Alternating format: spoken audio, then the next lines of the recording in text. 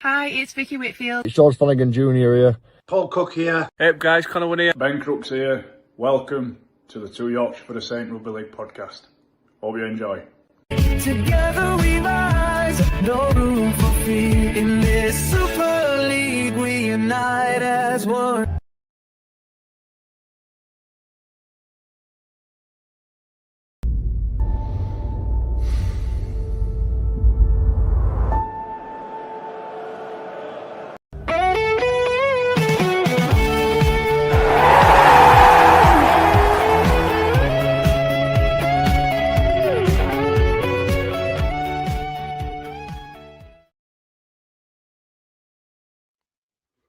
Welcome to Monday Night Live on the Two Yorkshire for Saint Rugby League podcast, powered by Acorn Joinery Leeds. I'm not going to lie, Jordan, that image of you that flashed up just then, that sort of reflects your mood this week, doesn't it?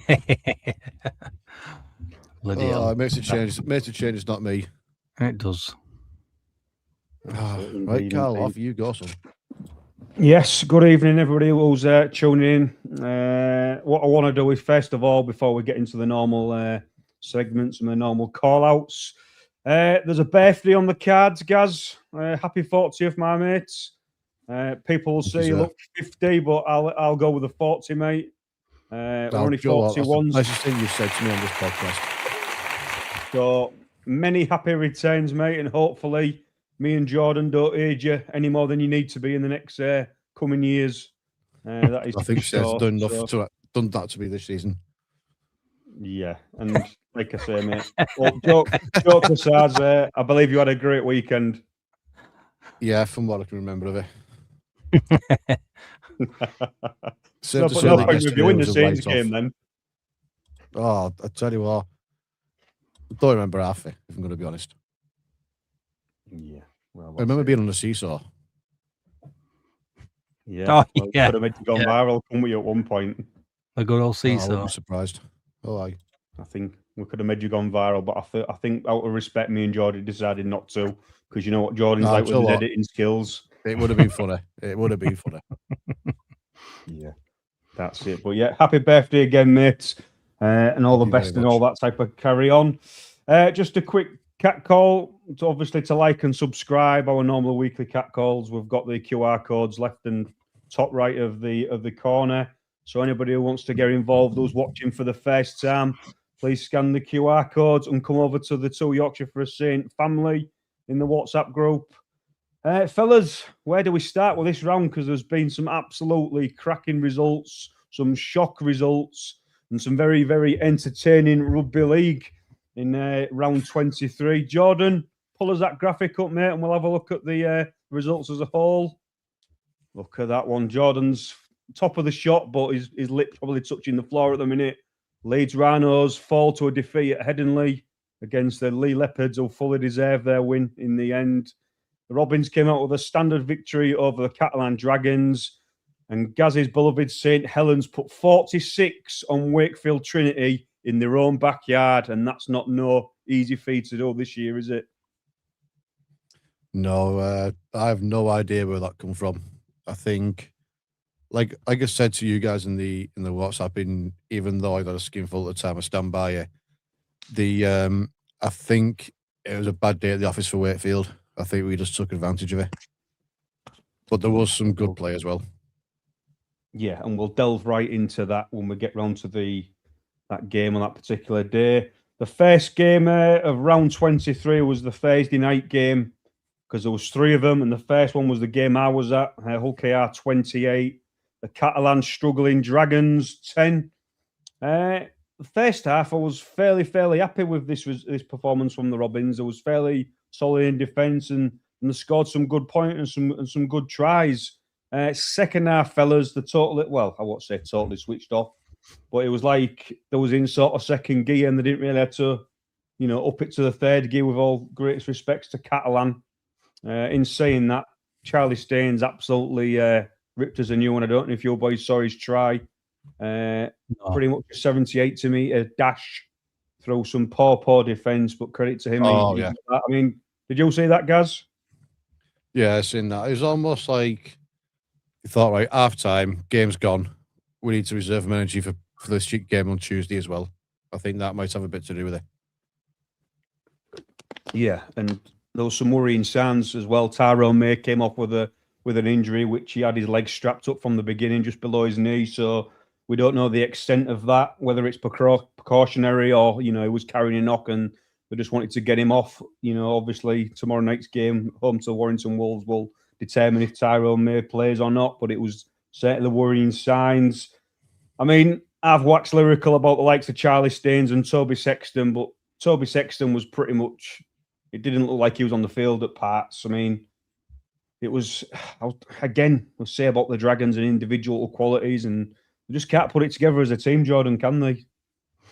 No, we've said before, haven't we, that they have got individual really good players, but as a whole, they don't seem to have gelled that well this year. I think that's probably the best way of describing it. Like, Toby Sexton and Dodds, you ideally on paper, you know what I mean, that they're a really good outfit, both of them. Like they'd probably get into most first teams in Super League. I think it's all the players around them as well. Obviously we know Fartap is gone on, he's going into, so that's a big plus for Saints, but they don't seem to build, like we've said last week, they don't seem to build for the future or the next few years. They just kind of build for now, and I think Cartwright's got a bit of a job on his hands, because it's like people either come to the Catalans to retire, or it's just like a stop shop. They literally need someone who's wanting to go and sign and play for them. Like, unless you like the two French props, is it Boucher and Garcia? Unlike them two who've actually stayed long enough, no one really says that under the Catalans. So it's something that needs sorting for sure. Yeah, that is it. And I mean, you'll know a bit more about Lewis Dodd than most of us guys. I mean, he's clearly got talent, but every time I saw him running with the ball, it was like he was scared of contact. There was opportunities where he could have gone right at the line and possibly got through, but it was sending the ball out the back, and it wasn't committing that Rovers defence as much as he should have been. Yeah, it's what it was like it says as well after his Achilles injury. He weren't the same player, but there's glimpses of it. He is sort of getting back to that player, and actually, I won't say I know what I've been told, but I'll tell you two after. Yeah, it's weird because he just doesn't, like you say, he won't commit to it. It's almost scared of like rupturing that injury again. Yeah, it's certainly something going on there, because he's clearly a talented player. It's just that confidence to get through the line without so much collision.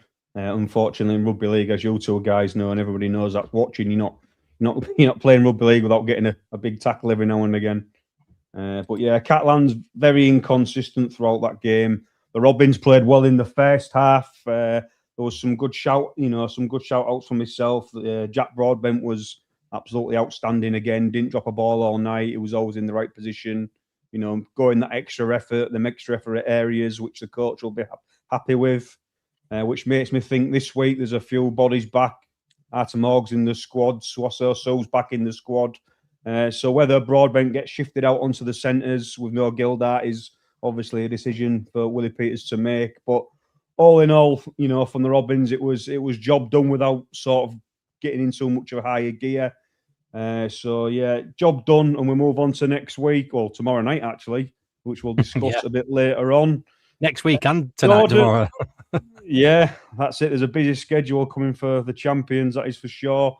The next game on Thursday night was a really, really damaging defeat for the Rhinos. Leeds 16, the Lee Leopards 20. I mean, Jordan, I know you was disappointed because as soon as that WhatsApp group goes quiet from yourself, I know you're really, really taking a defeat, like we all do. You take it to heart at times because you care for your teammate. Just give us your overriding emotion on that Leeds performance and the game in general. Well, I launched my phone across room. Temper. That is probably the first time you could probably take Mick and say, I haven't really had a reason to be angry this season, but what first time I've actually lost me shit, if you want to say. I think I'm always a big believer when Rhinos play really well and they're beaten by an equal better team or even a better team on the day. I'm always a strong advocate of that is what it is. We win some, we lose some. It's all part of the game. I just it was very cat and mouse at the beginning. They'd score, we'd score, and then it got to a point. It got to a point where I think it was Hanley's try, and I just launched my phone across the room. I was just like, it was that point where it was a little bit like the Wakefield game where I thought like we were just going to start grabbing hold at game. We were a couple of points in front. I thought, right, because Connor went for 2 points, and we went like to 2 points in front, and we were having game a little bit. We're in their half, and I thought, right, this is going to turn a little bit, and we'll score and we'll keep pushing. And fair play to Lee, they give us, I don't even know if you want to say counter attack, if you can even say that in rugby, but they're just from where we attacked really well. I think this is what were difficult for me to take. What they then attacked just as good, if not better, and then obviously Charlie went in. The passing were just unreal. I did actually say they'd beat us, didn't I? I did actually say that. I had a very bad feeling that they were going to do it. And you still threw your phone. Yeah, just don't launch my phone. Yeah, I just yeah, I don't know. Like I say, fair play to Lee because I've been saying for weeks and weeks, to be fair, that they've been building. I didn't kind of know. It is kind of them and Saints now in it for top six. I think ideally, I think they probably got more to play for than Rhinos in a sense because, Rhinos, regardless of leader shield, we're in playoffs. So I suppose that's kind of all you can ask for. But they came and they did really well. I can't really fault, in that sense. I thought we were really good. I thought as attack were good. We just had that 2% that we just weren't there. Like I think Hanley knocked on the line. I think Connor played quite well, to be fair. I don't think Connor really did out wrong. I just think like Brodie Croft were quiet. Obviously Ryan Hall scored the try, but he was just not at the races. Ryan Hall. He's I think that try, that break from Charnley, where literally left him. Like he went for bus, he just left him, and Ryan Hall just couldn't even. His pork belly were just trying to chase him. Like he just didn't the same. I think when you've got someone who's more or less the same age, if not 3 years younger, do I think Leeds are fatigued, Jordan? I do. I actually do. I think I am concerned now. I did say a couple of weeks ago that I was concerned with the wing situation. I think say playing Hull at the end of the season, I think that's kind of where we're going to get his bodies back. Hopefully Palicia's back. Hopefully we can get Sivo back in some sort of form. There's a question mark on throwing him into mix if it's too early. I don't know. I'm a bit concerned with that. I've got my head round now that we just need to get to that end game because, in my personal opinion, I think Wigan are probably going to take that shield now. I know it's kind of wrong for me to say because Leeds are still top at table and points difference is good, etc. But I think that Castleford game and that league game, I think it took us a little bit by surprise, I suppose. I think without those 2 games losing, I think we'd have had it by now.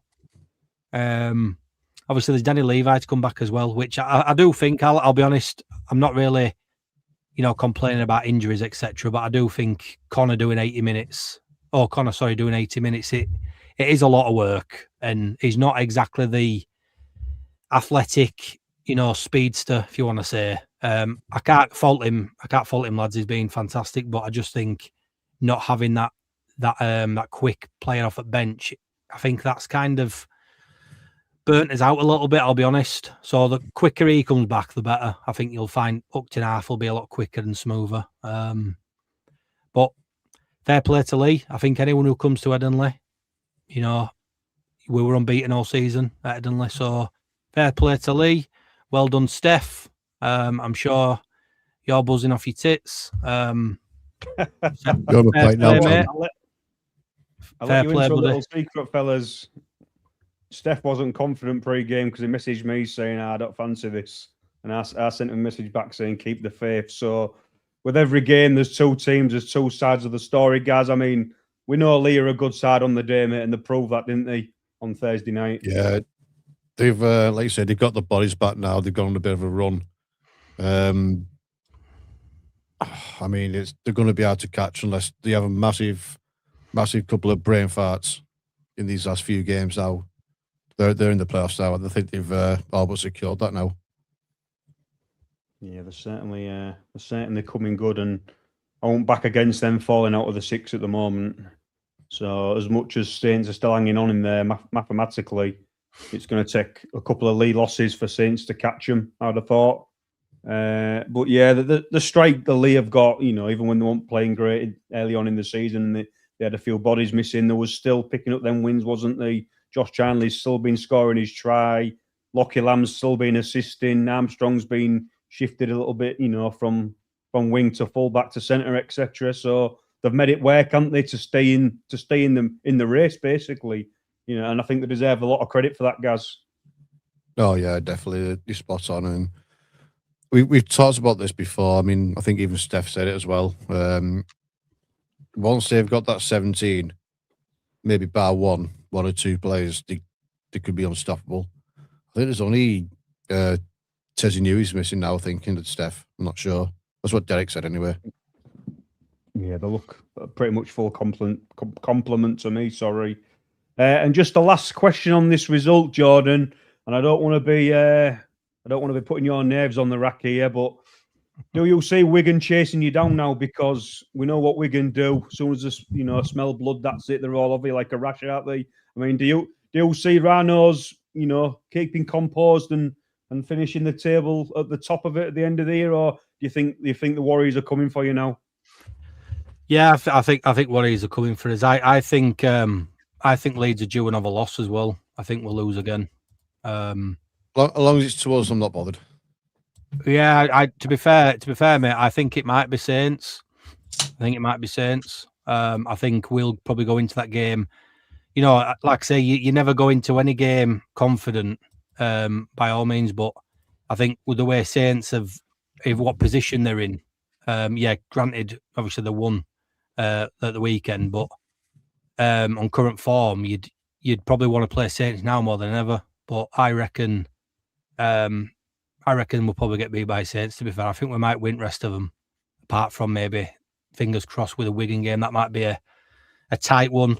But regardless, I think Saints and Wigan game, I think they're probably ones that are hardest. I can't really call. But I do see Wigan taking Shield now. I think we'll just settle for second. I think it's still a week off, isn't it? Second spot. You just don't get a better... No, and there's still a lot to play for, aren't they? Because, like I said last week, Wakefield has still got to go to the Brit community. We've still got to go to the Brit community a week on Thursday. So, I mean, at this rate, Jordan, that Robbins could do you a favour. Who knows? Yeah, I mean, it's weird, isn't it? Because, funny enough, the fixtures coming up are kind of perfect for a Rhino fan, perfect for a Wigan fan, perfect for Robbins fan. Really, like. This is where the positions can change rapidly in position-wise. So it's not like Wigan have got an easy 5 games, do you know what I mean? Or Hull have got 5 easy games. Like Wakefield should ideally beat one of you, I would have thought. They can't just go away now, surely. Well, I've got a theory on Wakefield, and I'll get to that in their game.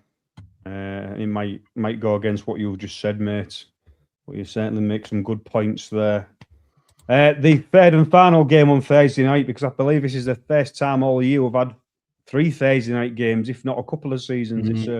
It was a random fixture list, wasn't it? It was Warrington 30, the York Knights 10. I mean, we credit, York, haven't we, for a lot of times this season, Gaz, but Warrington are just there again, mate, aren't they? Taking the spoils without playing at maximum, capacity. Yeah, I made up for him. Next. No, they're yeah, they're up there, aren't they? They're up there, aren't they? They're a lot of people expected them to fall away and drop out the top 6 by this point this season, but proving them all wrong, to be fair. Yeah, they are. And if you listen to the rumours, I haven't seen any team sheet yet, but if you listen to the rumours, George Williams is going to make his remarkable comeback tomorrow night. So that could give them a boost going into the playoffs. So all will be this scene with Wire. I mean, Ashton's still doing a job, isn't he? Ewan Irwin is getting more and more experience as the minutes go on, and he looks like a guy, Jordan. I think you said it a few weeks back. He looks like he's been playing Super League 10 year already. Irwin. Yeah, he's very much. I compared him a lot to Jack Sinfield. To be fair, like the both. If you'd have had both of them in your side, you'd be quite buzzing, wouldn't you? Let's be fair. They're two up and coming. Obviously, Faramond as well. Three very good halfbacks that have got a bright future. And I think the fact that Irwin kind of got thrown into deep end. Look what's happened. He's played. I don't even know when Williams got injured. He's been playing most of the season, Irwin, hasn't he? Surely. I know he's been thrown around in different positions, but I think, like say, that's why I'm so strongly with my words we say about Saints of a week when I was saying about all these young players will all benefit from it. Because it'll show you how good the players are. And Irwin's done that. Lucky enough, he's been in a Warrington side that's kept winning. So he's been part of that sort of form and that running sort of play sort of thing. And the fact that he's, like, say, playing standoff, playing scrum half, and let's be fair, he's a cracking goal kicker and all. So, yeah, he's done really well. I thought they'd have fallen off, to be fair. I thought when Sneed kind of went out the picture, I thought they were going to kind of drop off. I'm still not confident with Warrington, I'll be honest. I still think they'll just miss out, just like they always do, I suppose. But I think when it comes down to the big games, I think you like your Irwin and your is it Hayes or whatever, the other lad. I think they'll just I won't say the unexperienced, but I think the young head sort of thing will kind of just not be there in big moments. And I think that's where they'll fall short. But I can't fault them for the season they're having. Brilliant season. No, and I think that's an intriguing part about this, last race of the back end of the season, Gaz, because Jordan's just touched on there about not sure if Warrington can do it in the big games. Now, I don't want to sound disrespectful here, but we're not 100% sure Wakefield or Leeds can do it in the big games either. The games that knockout football, knockout playoffs. So it's all to be sort of seen yet, isn't it? There's only really, I'd probably say Warrington, Wigan and Rovers in the last couple of seasons who have had the pedigree and the know-how to get over the line in these big games. So it's not just Warrington, it's Leeds and Wakefield as well, in my opinion. Yeah, it's a mad season, isn't it? I mean, that top 6 has changed so much. I mean, I'm looking here now at fixtures, and I'm wondering, and there's no disrespect to you, lads, but whoever wins this game tomorrow or loses this game tomorrow, we could smell blood with them because we have to play Kayat and Lee, one after the other as well. So the ramifications on each game now it's bonkers. I think Saints could have done with doing that result a couple of weeks back. I think I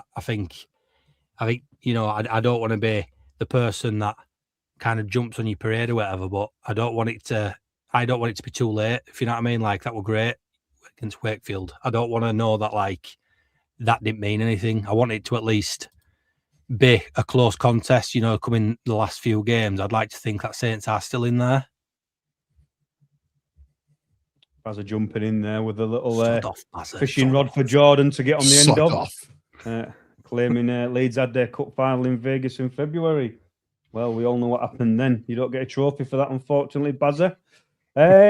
Yeah, so it'll be certainly interesting, fellas. I mean, just a quick word on the Knights, York Knights, guys. I mean, they're pretty much doing what we expected them to do. Win a couple, lose a couple, win a couple. Is that a fair reflection on their season so far? Yeah, obviously we know what they can do and we know what they're capable of. But yeah, it's unfortunate for me. I had high hopes for them, but I got it completely wrong, didn't I? Yeah. Well, it happens, mate, don't it? You've got to take a calculated risk at some point with some team, haven't you? So it won't be the first time that we're all wrong. That is for sure. I'm not gonna Warrington lie. I've missed Josh trolling Jordan on this podcast, to be honest. I've missed it. He's not been here for a couple of weeks. No, is it because we're going to win in? No. I tell you what it is. It's another person to put me off. And that's what I don't like about it. Go on, Josh. It's bedtime, mate. Go on. But yeah, he's Warrington there took another two points, a standard routine for win for them. No disrespect to the York Knights. Friday's game, fellas. There's only one game on Friday night. It was from the MKM Stadium. Hull FC 14, the Castleford Tigers 18. I mean, I think did you two boys back the black and whites last week? And I said I'd never backed the black and whites in my life. I backed Cass. So I finally got a score right this season, that's for sure. One's better than none, I suppose. I mean, where do we see that one coming from, Jordan? I think they always had it in them. Enjoyed Biggie being quiet because Jordan wanted some peace and quiet. All right, sound mate, appreciate that. Thank you.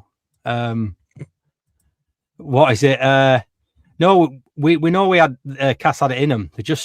It's one of them seasons, isn't it? I think a lot of teams have had the same thing where, Cass more than most, to be fair, they've been absolutely trolled most weeks and then decide to show up and play.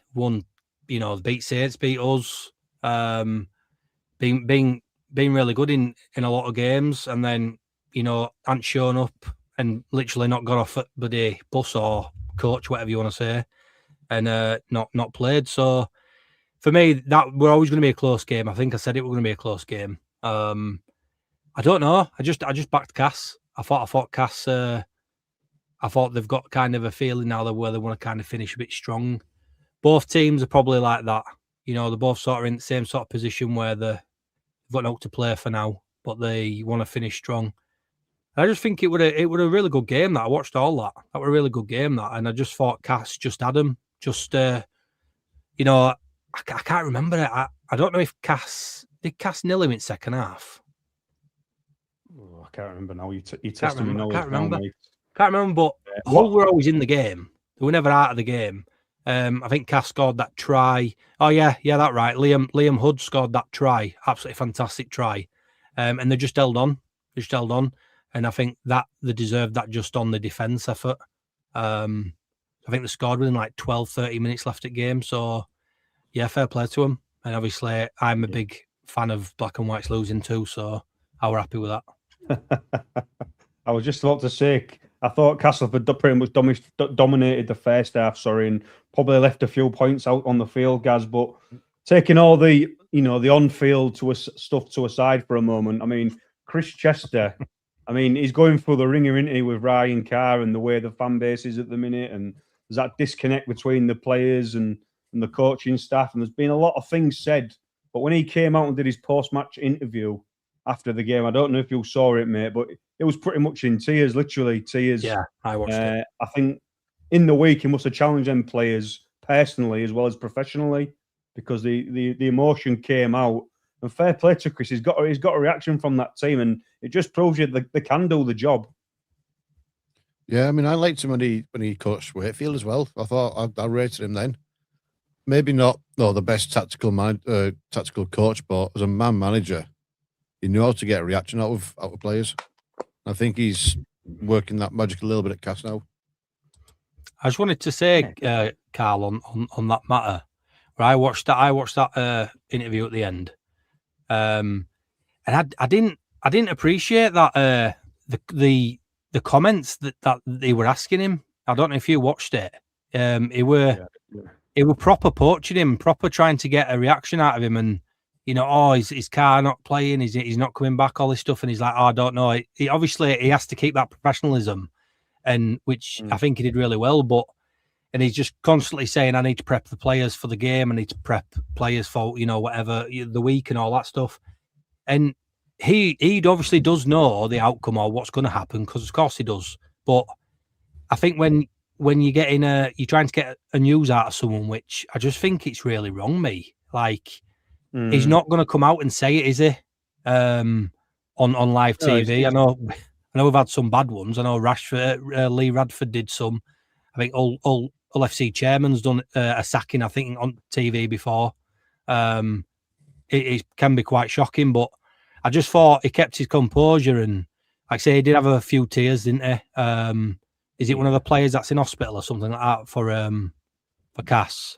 No, I think it's somebody on the board, isn't it? Someone on the board. Obviously meant a lot to him, and he kept his composure, like I say.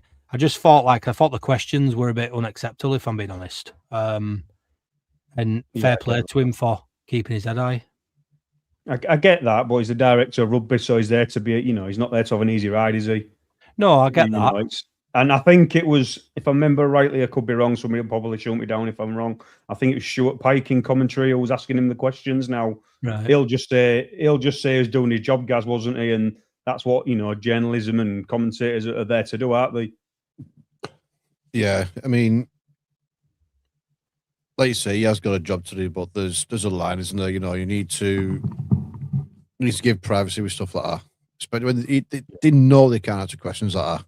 It's like someone interviewing David McManus now and saying, who's the new head coach? Even if they knew who it was, not going to tell him.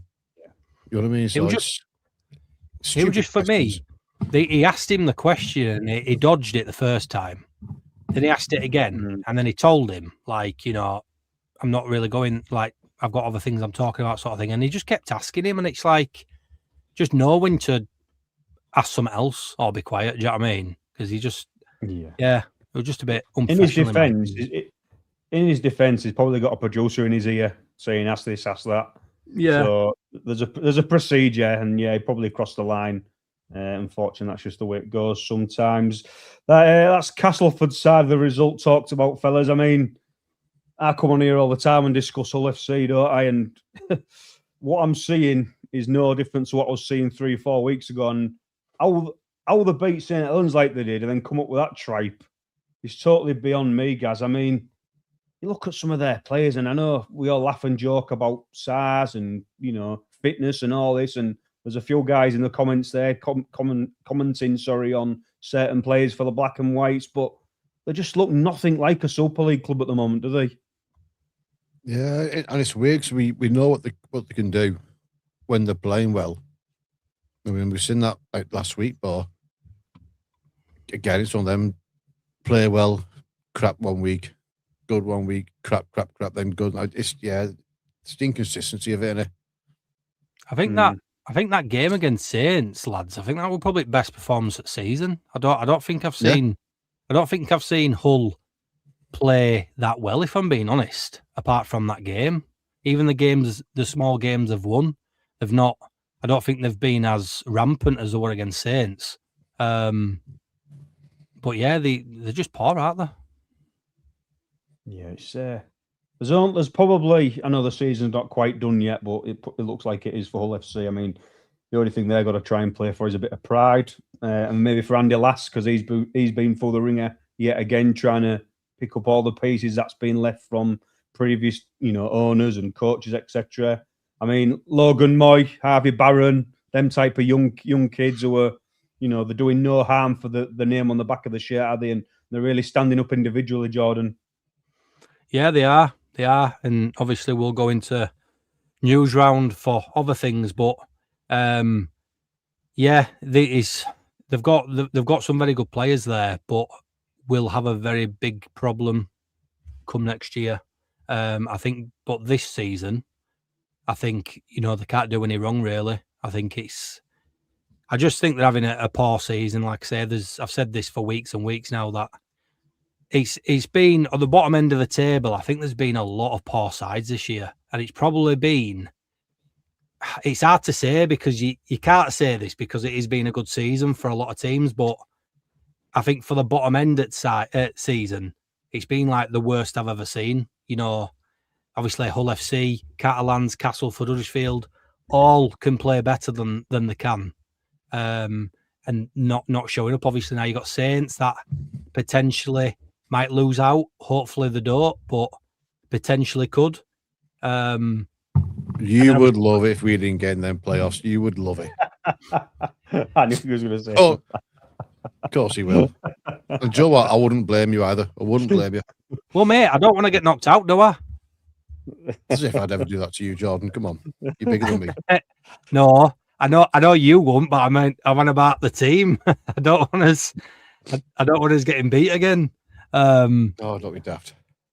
I know Benison plays for York now, but you never know. There's no way you're on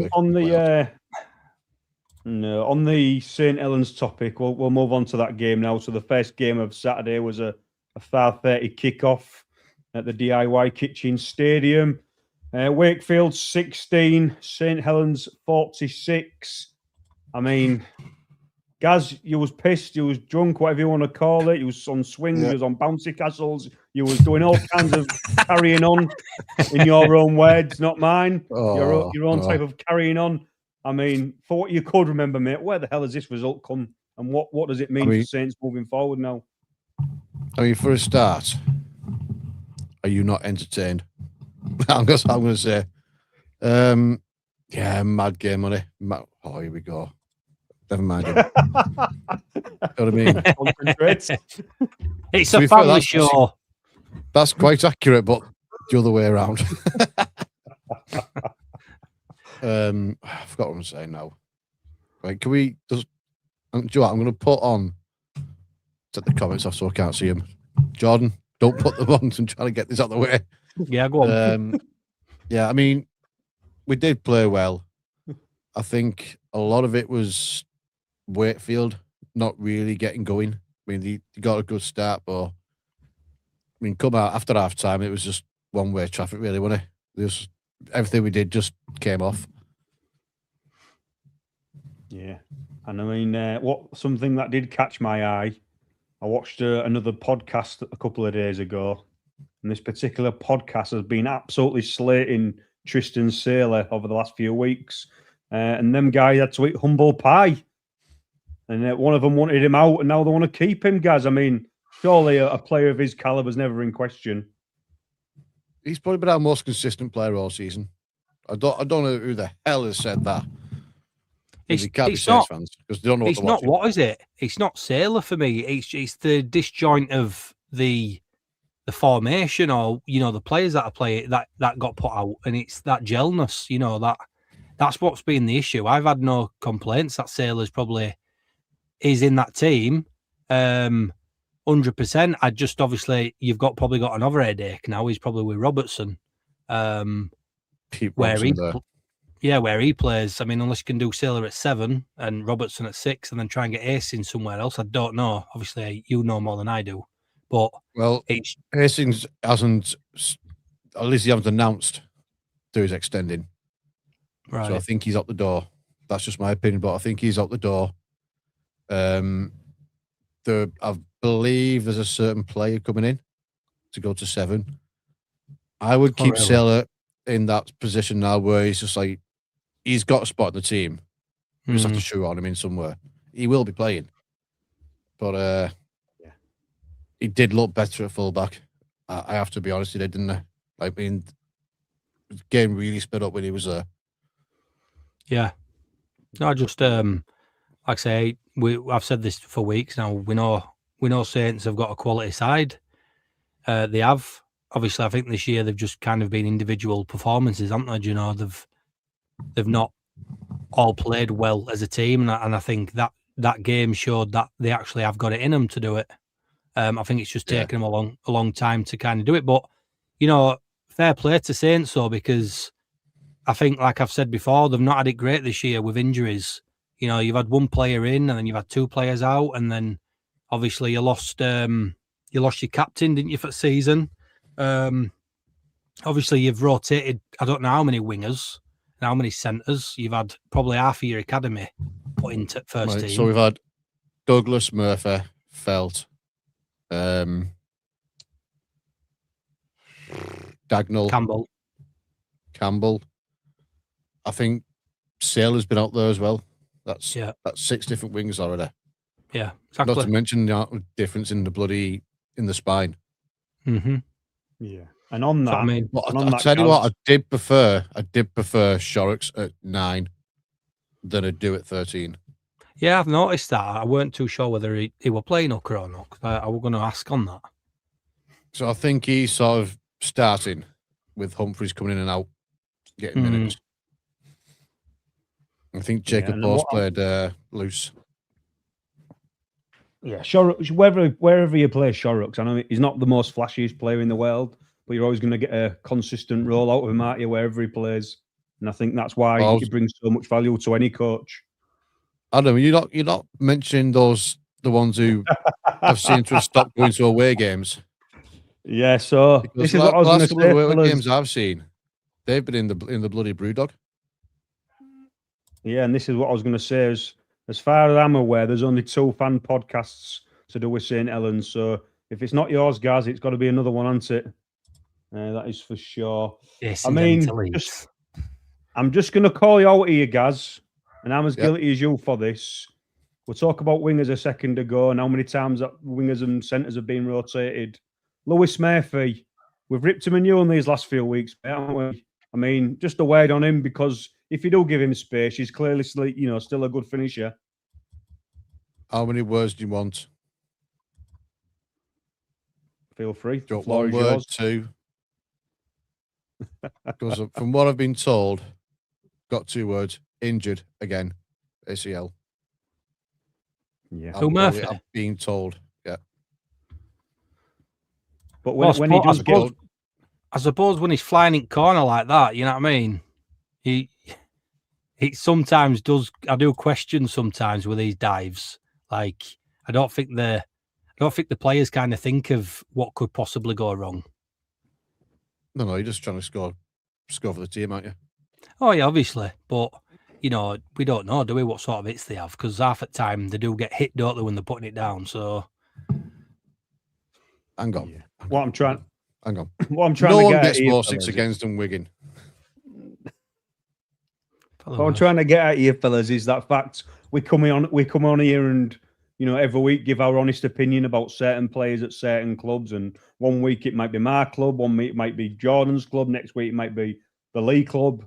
So I think we've hammered Lewis Murphy in recent weeks because he's injury prone and he's not the best in defence, etc. But when he's given early ball, and he's got his confidence up, Gaz, there's no doubt he knows where the try line is. Yeah, and that's not been the issue. I think the issue with him has been defence. I mean, that's what we're worried about. Because I mean, the FC game, how many times did he get caught out? And Navi Barron was a walk in basically.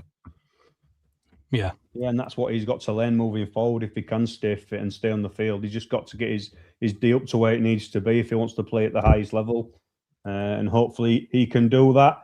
There was a theory kicking around from myself in regards to Wakefield.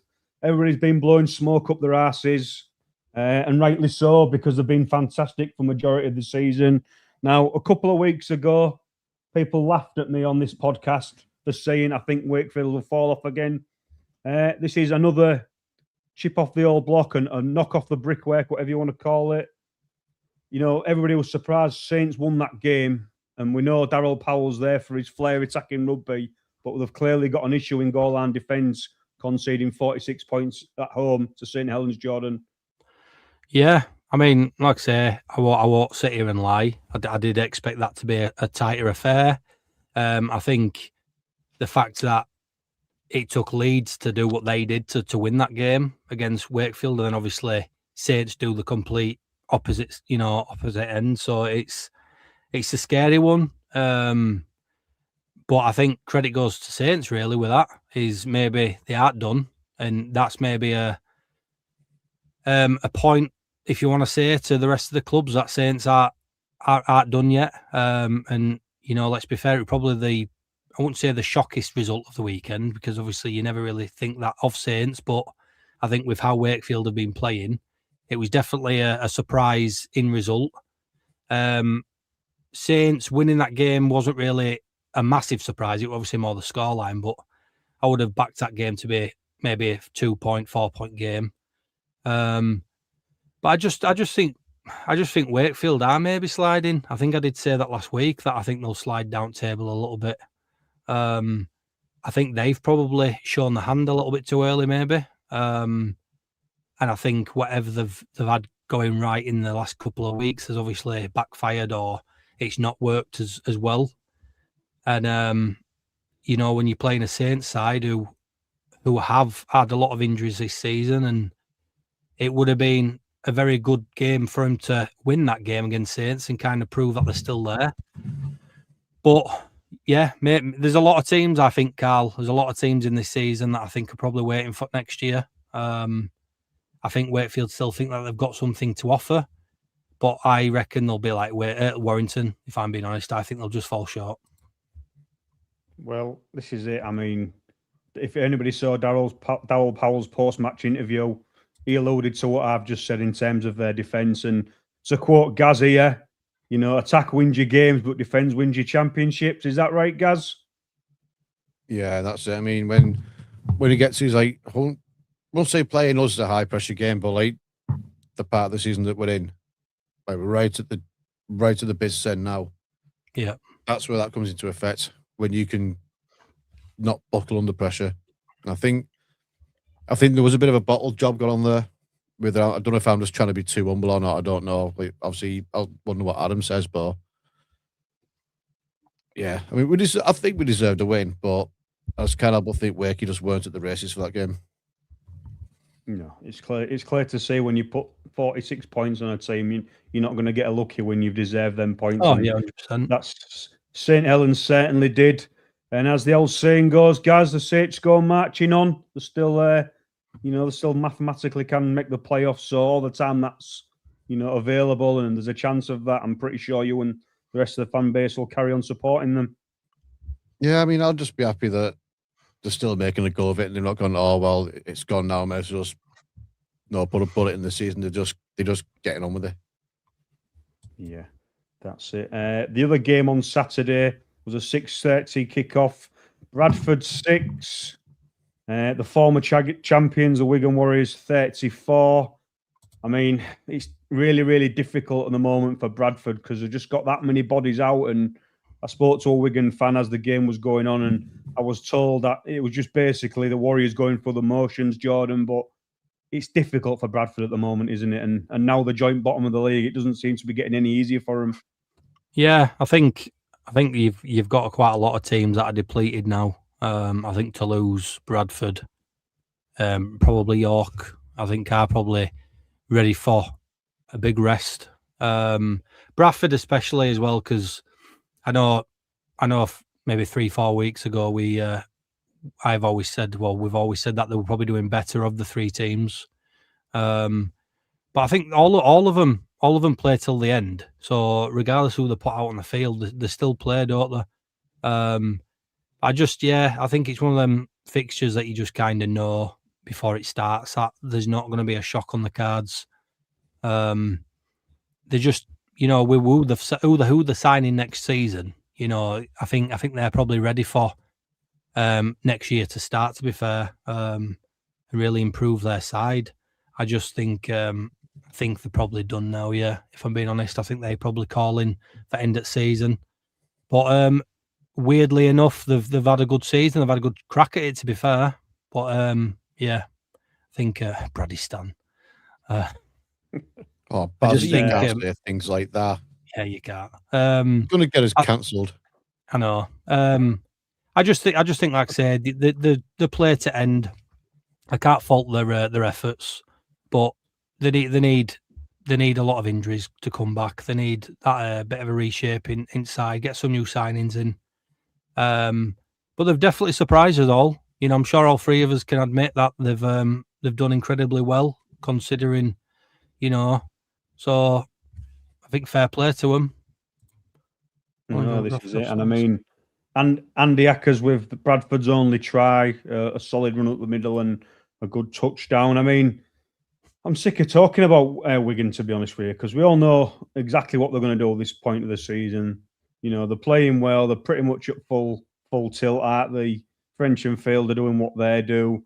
I mean, you know, the likes of Wardle and Kieran, he's kicking his goals. I mean, they just pay you off because they're like a robot, aren't they? It's like they programmed to get around August time, and they just start bringing it together, don't they? Start dovetailing nicely, guys, and they're just chasing leads down now, and hopefully they're hoping for the Rhinos to slip up, aren't they? So moving on to Toulouse and Huddersfield. No, I'm joking. It's right though, isn't it? It's like, do you know what it's like? It's like Man City under Pep, where they'd have a nightmare at mid-season, then gets to around February on. Yeah, no, it's true. I mean, we could sit here and talk all night about Wigan, but we're not going to, you know, because we say the same stuff about Wigan. We just know exactly what you're going to get from them. But yeah, a routine win for the Warriors. Josh has just put in the comments there about Wardle being underrated. Not in my opinion, that is for sure. I've said in previous podcasts, he's probably I would say my favourite and best centre in the Super League competition at the moment. But hey ho, everybody's got a different what you call it, haven't they? An outlook on players and positions, etc. The 8 p.m. game was Toulouse versus Huddersfield. Toulouse 10, the Giants with 4 in a row now, 26 for them. I mean, we said last week, didn't we, fellas, that it'd be a tough call going over to the south of France for the Giants. But hey, they've proved us wrong, mate, and it's 4 straight on the bounce now, Gaz. Well, didn't prove me wrong. I picked Huddersfield to win that game, sure. Yep, I did as well. Oh, did we really? Can't remember, to be honest. It was you that said Toulouse would win. Yeah. I think that's where a lot of my points come from. Predicted it on this week, to be honest. But they seem to be getting their heads in gear, the Giants now. And I sort of listened to something the other day, a podcast, and people were saying, well, yeah, they are coming together, but they've got a lucky run of fixtures because they've played Huddersfield, Bradford, Toulouse. They've played all Catalan, all them sides in and around them. But however the fixture calendar falls, you've still got to beat them teams, Jordan, haven't you? 100%. They've proved all season that they're not reliable with certain games. Yes, they've won 4 in a row, which is fantastic, and hopefully they can finish the season on a high. They deserve it. Let's be fair, considering how much of a woeful season they've had. But I think that kind of goes out the window because Leeds getting beat by Cass beating Saints. There's been a lot of shock results this season, so I don't think you can kind of call it with any team. But Huddersfield, if anything, they've shown the consistent. I think what did you say the other week? They're consistent in being inconsistent, and that's kind of the thing for Huddersfield this year. But they've managed to get themselves off that foot of table. Maybe they don't get the wooden spoon after all. Let's hope.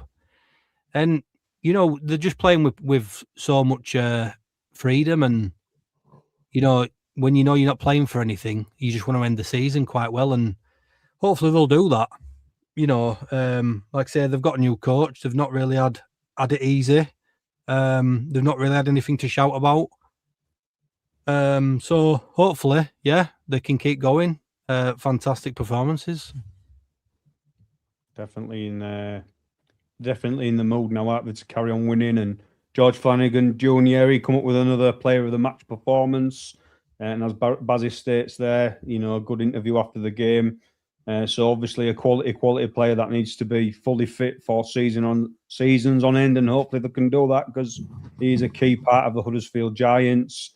Toulouse, I mean, what I saw of this game, Gaz, like we discussed the 3 promoted teams quite often, don't we? And I would say that's the first time in probably all season where Toulouse just fell off and just couldn't really get back in the game. Yeah, it's usually the way around. They've usually started poorly and got themselves back into it. But I mean, it goes to show again. Obviously, they don't have a massive squad. They the initial 17 is spot on, but when those players start coming out the team a little bit and the finished players coming, you can really see the difference to them. I think what's happened with a lot of these, especially these promoted teams, even, I think what they've done is they've shown that they are good. I mean, like I say, if you think of what's gone off on this season with Toulouse, anything, if you can go by anything, it shows you that they're going to just be as dominant in certain games in 2027. You know, they've got a good team. If they do a couple more signings, you know, we've seen how good Toulouse can be. So, if anything, it's just kind of makes the season even bigger for next year, doesn't it? Yeah, it certainly does, mate. And that will pretty much wrap up that round of results. Pull us up that live ladder, mate, and see where we're standing. We all know After you're still, you're you still have to. top of the shot, mate. But you've got the Warriors breathing down your neck now and tickling your backside. Both on 36 points. Warrington, Wakefield on 32, and the Robins and the Leopards on 30. The Bulls, Giants, and Hull FC all on 12 points, propping up the bottom of that ladder. And then, like we said earlier on, Saints not out of it just yet, are they? 4 points short of Lee. Anything, you know, can happen, and it's certainly all still to play for. That is for sure. That is the live ladder. Jordan, have you been working your magic for your team of the week, mate? And if so, let's roll it. I have, yes. Another week where I've, like I say, I complimented the players that I think have done well this week anyway, and hopefully it's recognised. Here's my team of the week.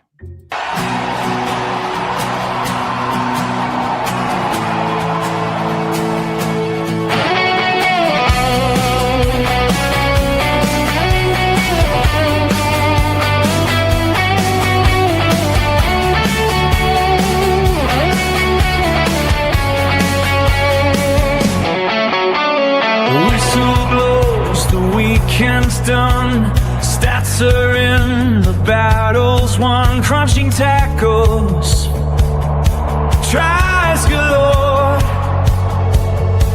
We rate the very best on the floor, from fullback deep to the front row pride.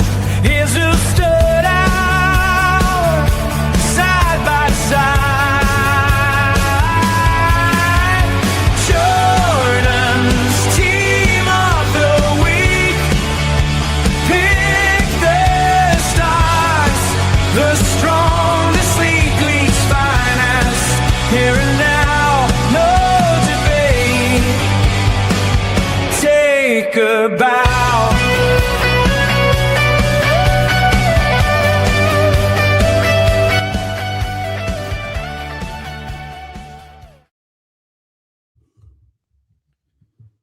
I mean, you could have put Seller anywhere in that team, couldn't you? Yeah. I think he played enough positions. He played every position anyway, didn't he? Yeah. Not far off. I think he should have played bloody prop instead of Walmsley, though. Bad. Like to keep hold of the ball, he'd be all right, but no, he can't do it. No, that's it. I mean, Jordan, who was the first that came to your mind? Probably was Sailor, to be fair. You know, it was outstanding, wasn't it? It was nice to see Saints come off. Yeah, Jake Davis. Yeah, he were probably in sort of area with Sailor. I just thought Sailor, like say, we know the quality player is, and you know he's not had it great all season with getting chopped and changed and stuff like that. But I think an individual player he is class, and I just think he needs that bit of a stability and keeping to a position, cementing a position. But off the cuff players and stuff like that, I just thought it was sensational this week. Yeah, and it's not too often you put a couple of Castleford players in your team of the week, mate, is it? No, like I say, the Hull FC game, the George Lawler was got man at match anyway in that game. Thought he was fantastic in that in forwards, and then Liam Hudd's try, you know that was more that topped it for me. That try were how he ended up getting that ball over was just fantastic to win the game. Like I say, you know, not everybody will agree with my choices, but Even like Lewis Murphy, that was his first appearance this season on Dream Team. So fair play to him. I just, like I say, I want to compliment players where I can, and it not be quite a biased thing.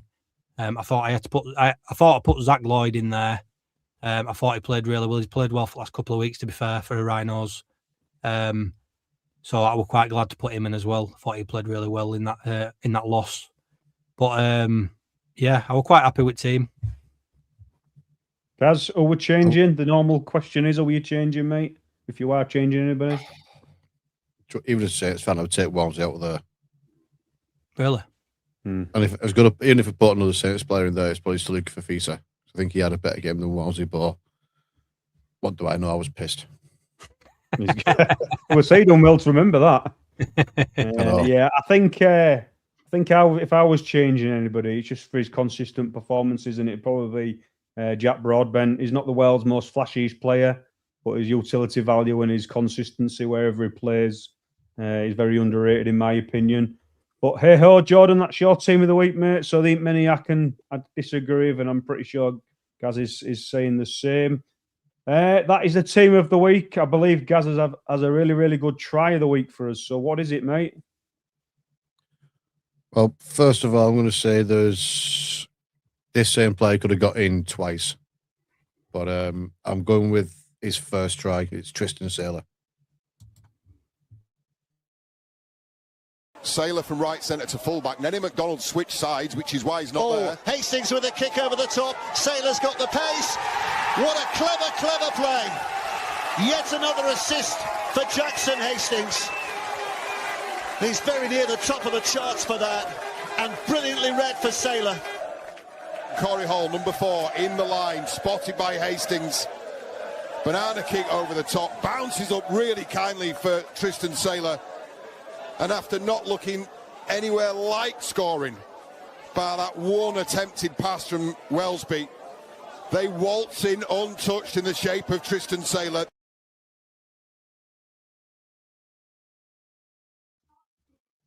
I want to believe that was planned. Like it's something that's been worked on. It looked like it's the way Saylor ran through. And I have to say though, Gaz, that's the sort of player that Hastings is known for. That's him at his best with his kicking. And I thought it was a great kick. Like I say, whether it were planned or not, I don't know. But that's the off the cuff sort of Hastings that we saw at Salford. That dominating sort of halfback, and I thought you saw glimpses of that in that game. And hopefully, it can play again like that. Is that your try of the week or mine? No, we've got so used to, I think every team in Super League have got used to it. It's when he's kicked the ball, it's either towards a corner or to a fullback's hands, but that one just caught the entire defence off guard. I mean, no one went looking for that kick. And Saylor ran that a perfect line to claim it. Yeah, I did. And also, shout out my mate, Johnny Lou, who you saw celebrating the crowd with a Daft Bucket hat on. Who's on his way back to Bali now, to Australia. Yeah, is he the guy who has the Pomcast, I believe? Yep. I'll give him a little shout out. Johnny Lou from the Rugby League Pomcast. We're all in it together, right? We're all friends. There's room for us all. What I was going to say, fellas, that try there, it's like there should be an assist of the week, and it should go to Jackson Hastings, because without his pinpoint kick, as good as the run was and the timing was, and the touchdown and everything, it takes two to tango, doesn't it? Yeah. Oh yeah. I mean, the kick did have a lot to do with it. I mean, all you had to do was catch the ball and walk over. But yeah, I do think it's something that's been worked on. I think I've gone, right, listen, too many kicks to the corner were too predictable. Do something different. And I think they've worked on that. Yeah. That is it. So while we're on the good, handing out good recognitions, this week my player of the week is a man who scored an hat-trick. I think he had 2 try assists. He was causing all types of havoc for the defensive line, as well as putting in some really, really good run meters in and some kick returns. So my player of the week, Jordan, is, drum roll,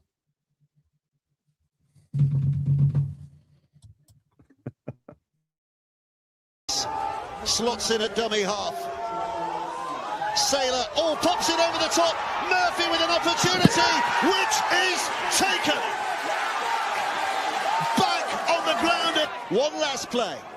Sailor again, delicately into that in-goal area. Fatili's left it behind, and he has made it. Made it an easy finish for Keeley, who's going to play ahead. Little kick through, rattles shins, left behind again, picked up by Sailor, and Sailor might just have finished it. Saints may be riding their luck, but they've created their own luck. What a performance from them today, and what a win against the odds this looks like being now. Sailor looking to cap what's been a fine performance by him today. Robertson takes it on again. Davis does not need a second invitation. A young man who's establishing a fine reputation with yet another St Helens try. This is not just a victory, this is a catwalk.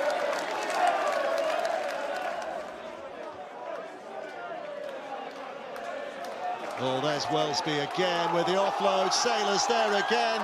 Thought about the kick and chase. Decides he's got the footwork to do it. And he has capped a fantastic performance. Tristan Sailor's hat-trick. St Helens full celebration. What an afternoon they're enjoying.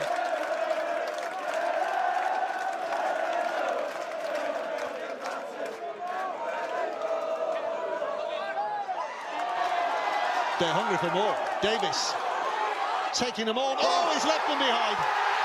Simply peeled away. Davis has a second. Celebrating with gusto in that corner. But that's the one that Wakefield will not want to see again.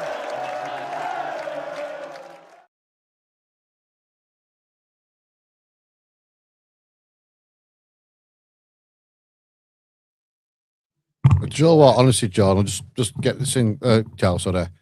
When I mentioned about it being a bad day at the office for Wakefield, I mean, you saw two players clowned with each other to try and claim a ball. You know, you've got the ball being swiped back straight to another try. Then Davison, it is mad. It is a mad game, but yeah, this is your bit, Cal, sorry. You know, you're right, mate. You can't just check the win and be happy, can you? You've always got to find that little bit of why you trying to not get. Than... I'm just not getting ahead of myself. That's all I'm doing. No, that's what it's all about. It's opinions and giving people thoughts. I mean, Tristan Sailor is just another one, isn't he? Like, to say that he's been playing in a struggling team, in certain periods of the season, is when he's given that platform by the forwards and that's laid for him. There's no doubt. That he's up there as one of the best attacking threats in the Super League, in my opinion.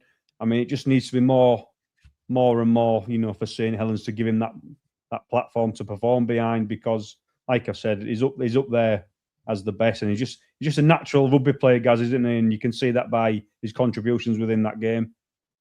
Yeah, and you can tell he's playing for the badge as well, because every time he gets near that line, he's smiling before he's even got past 16 knows. He's enjoying himself. And he definitely enjoyed himself in that game. But yeah, I think that's solidified it for me. Sailor needs to be playing one. I know I'm going to get in trouble with the Wellesby fans, but he's seen the difference. You can see the difference where he's playing off the shoulders instead of Wellesby. He's running through, he's making those runs. He's got that off the mark pace as well. And that step, sent them all the shot with that step, didn't I? Yeah, I was looking at his. I think it was his last try. I felt for Corey Hall, because he's sort of sidewards on, and then you've got somebody coming at you with so much pace like Sailor. He just sent him for a hot dog. Corey Hall may as well just stop there and then, because he's never catching him. Yeah, and did you notice he feigned to kick it as well? He held it out as if he's going to put a kick, crossfield kick in, and just went the other way. Yeah. And it's probably why he gets paid. I know, Steph. I couldn't believe that. What's that way? You walk, no stand. No one left. Yeah, one, that stand emptied rapid. Yeah, I noticed that on the telly. Yeah, won't be. Are you telling me that Ellis wasn't clapping after the game? There was no. Funnily enough, there was no fist pumps. So on Saturday. So, but you can't win them all, can you? But yeah, Tristan Saylor in the team of the week, awarded with try a week, and obviously my player of the week, and rightly so. I don't think there's many that can argue the fact this week, fellas. No. We've seen all the good. Now it's Gaz's favourite segment, and all the bad with Gaz's Bad Lads Corner. Right, let's go with the new edited version of Bad Lads Corner. Let's see if everyone likes this or not. Gaz might not. Here we go. He's free for the rating! You ain't doing goal! And face off one troll! Come trees! Rachel bastard!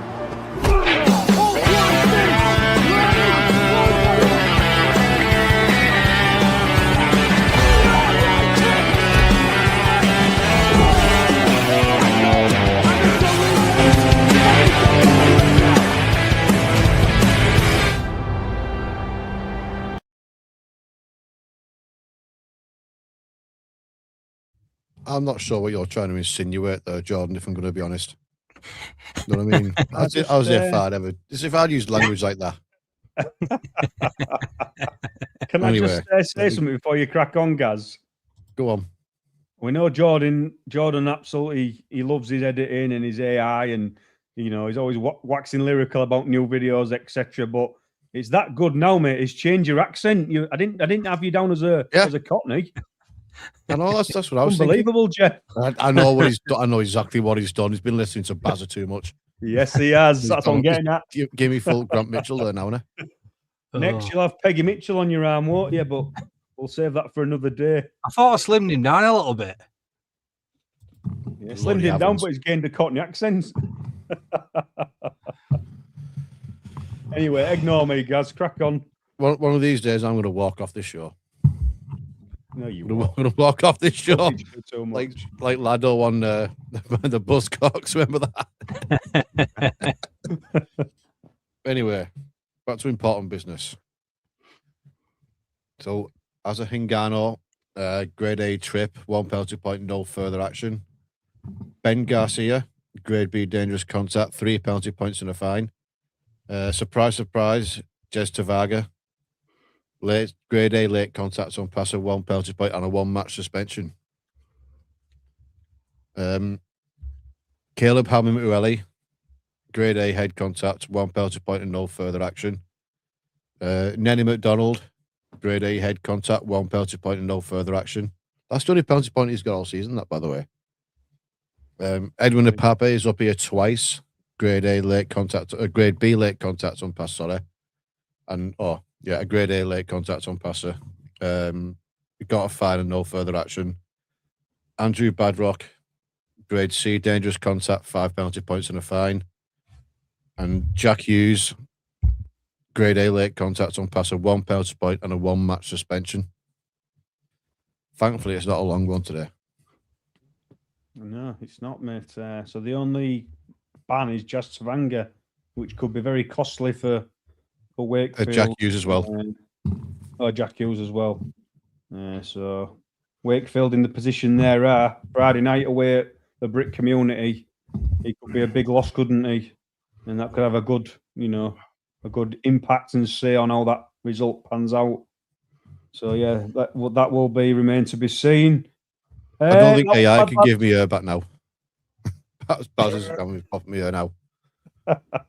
Bazza. He's just showing all his affection for you.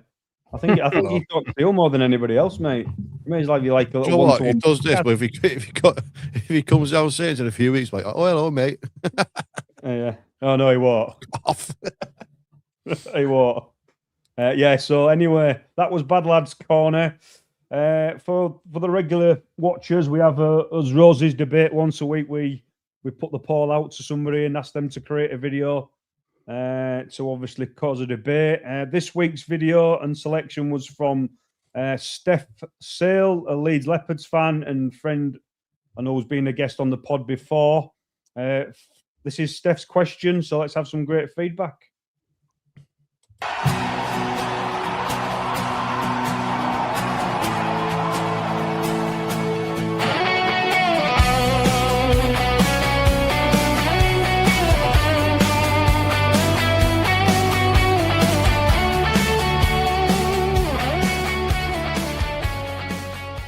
Hi everyone, Steph here. Hope you're doing well.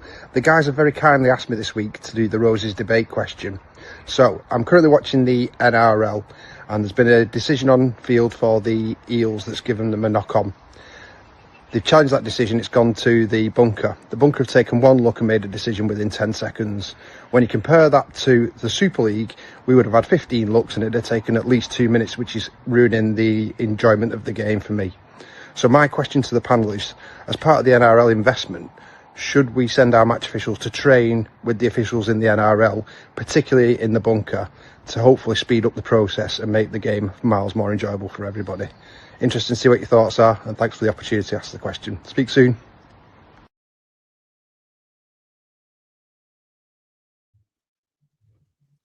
Who's first? Where do we go with this one, Jordan? What's your thoughts on this? Is it something that will be feasible that can help the video referees in the Super League?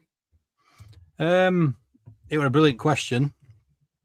I think personally, for me, I feel like that should be sorted once the 50% takeover that they're expecting to have. I'd like to think I'd like to think that the funding, they might sort that out on top of things, because obviously that's something that needs sorting massively. I think, like say, the reaction time, the time they spend on something. I think we were saying a few weeks back, didn't we? Sometimes that it don't matter how long it takes as long as the right decision's made. But I think, like Steph was saying, if decisions can be made that quickly, I do think we do take the biscuit a little bit. I'll be honest. I think some decisions I've seen take a lot longer than they should. But yeah, it's one of those for me. I think it's a long drawn out thing where it's not an overnight thing. I think it's going to take a lot of people putting in groundwork and trying to get some sort of solution to it. But I don't think we can compare ourselves to NRL at all, can we? I think everything rugby league in over here is probably a lot miles away than NRL is. So hopefully the funding might change that. I'd like to think. Would it harm us going and training with other referees? Probably not. It probably would be a good idea. But on that side, they do play different rugby to us, don't they? So yeah, their rules may be slightly different to us. Where we might have 6 again, they might not do it as much. I don't know. Obviously, I don't watch a hell of a lot of NRL to speculate on that, but it wouldn't harm to go maybe have a look and train and kind of see what they do. And the thing is, Gaz, as well, it's an easy question to ask if all the funds are in place and the connections are in place. Now, if those, prime example, if those 2 things aren't in place, it's probably, would you disagree and say it's probably easier said than done? All we can do now is be hypothetical about it, isn't it? It's like, well, if this is the case, then it is what it is. But I do agree in the fact that they do need better coaching, to be honest. I know it's not an easy job being a referee. No, I can understand that. But given the referee coach is David Furley in the NRL, and he's done that for about 6 years now, an ex-player. So I think that tells you what you need to know, doesn't it?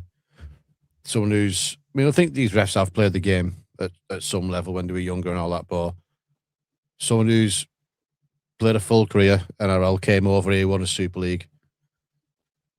I think that's the way to go, in my opinion. Because players will know the game a bit better.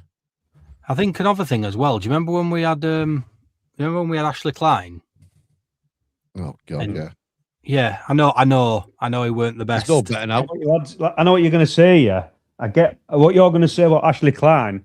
I totally get. So we didn't class him as a great referee. He's still over there in the NRL doing it. So he must be doing something right. Oh, yeah. Like I say, my point is like I was just saying about funding and stuff like that. I think if NRL do take over, would it be ridiculous to try and get some of them over here, mix it in with our referees, and maybe do a meeting maybe where you get all referees in a room, and you get all the rules the same, you get everybody banging the same drum, everyone's doing the same sort of, I don't know, rules, if that makes sense. Get them all doing the same, and then having NRL and Super League as one, like they're wanting to do, and have everything the same.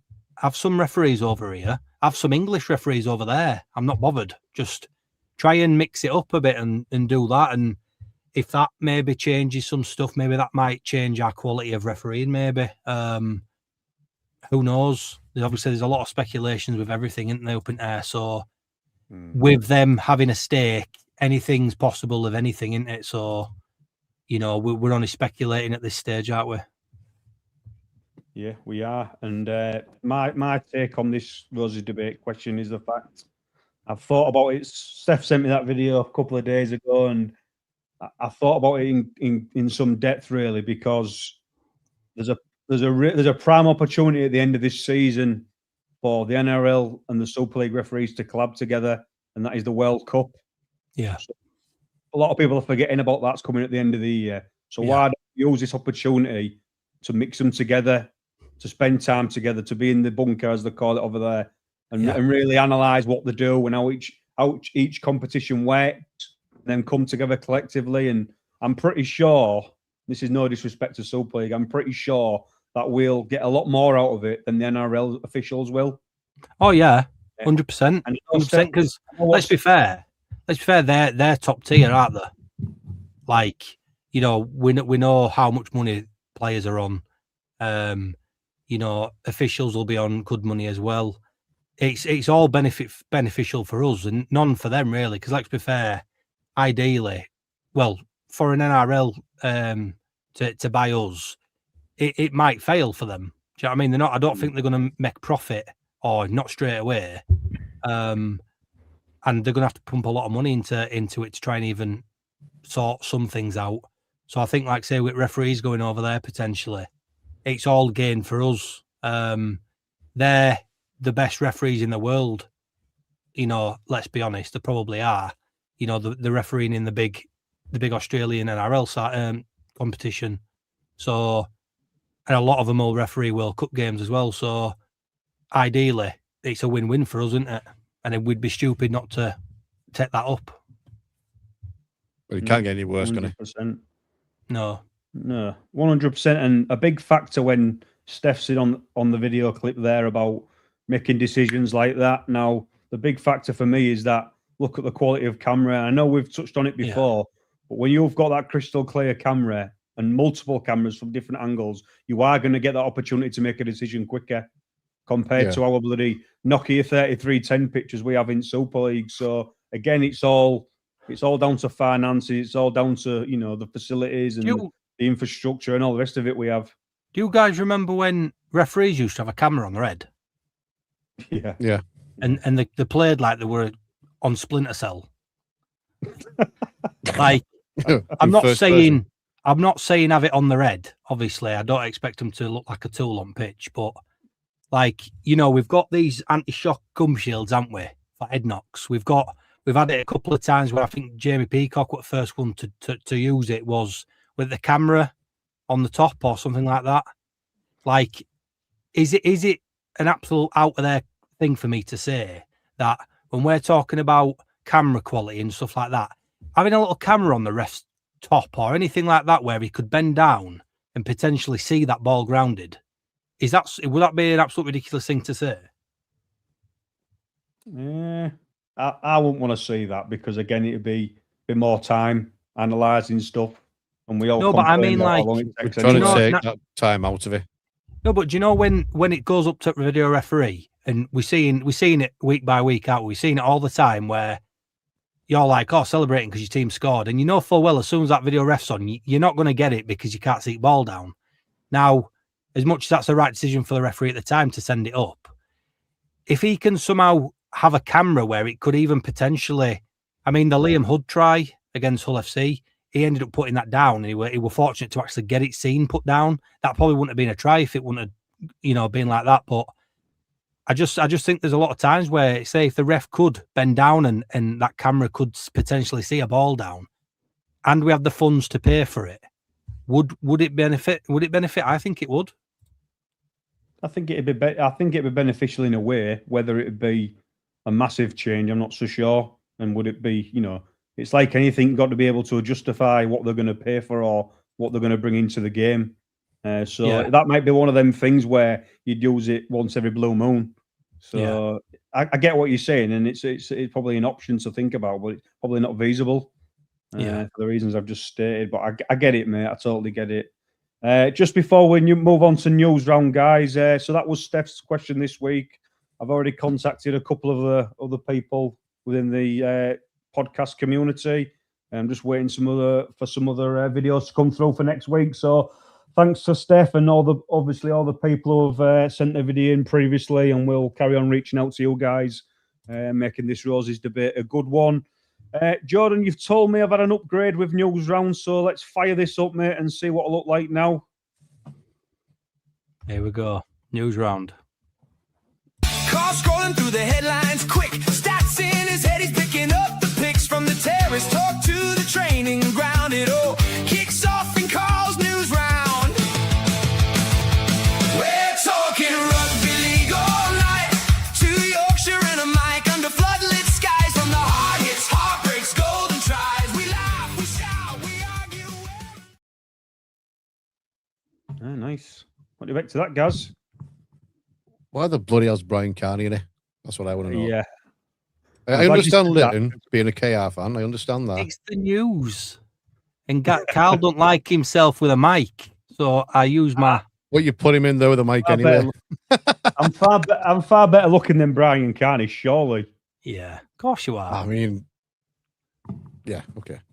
You're the hots of the podcast. You're the poster boy of this podcast, you are. That's what you call it, guys. That's one less pint I'm going to buy you on the 11th of September. You nearly said it, didn't you? I saw you pause yourself. I'm not stupid.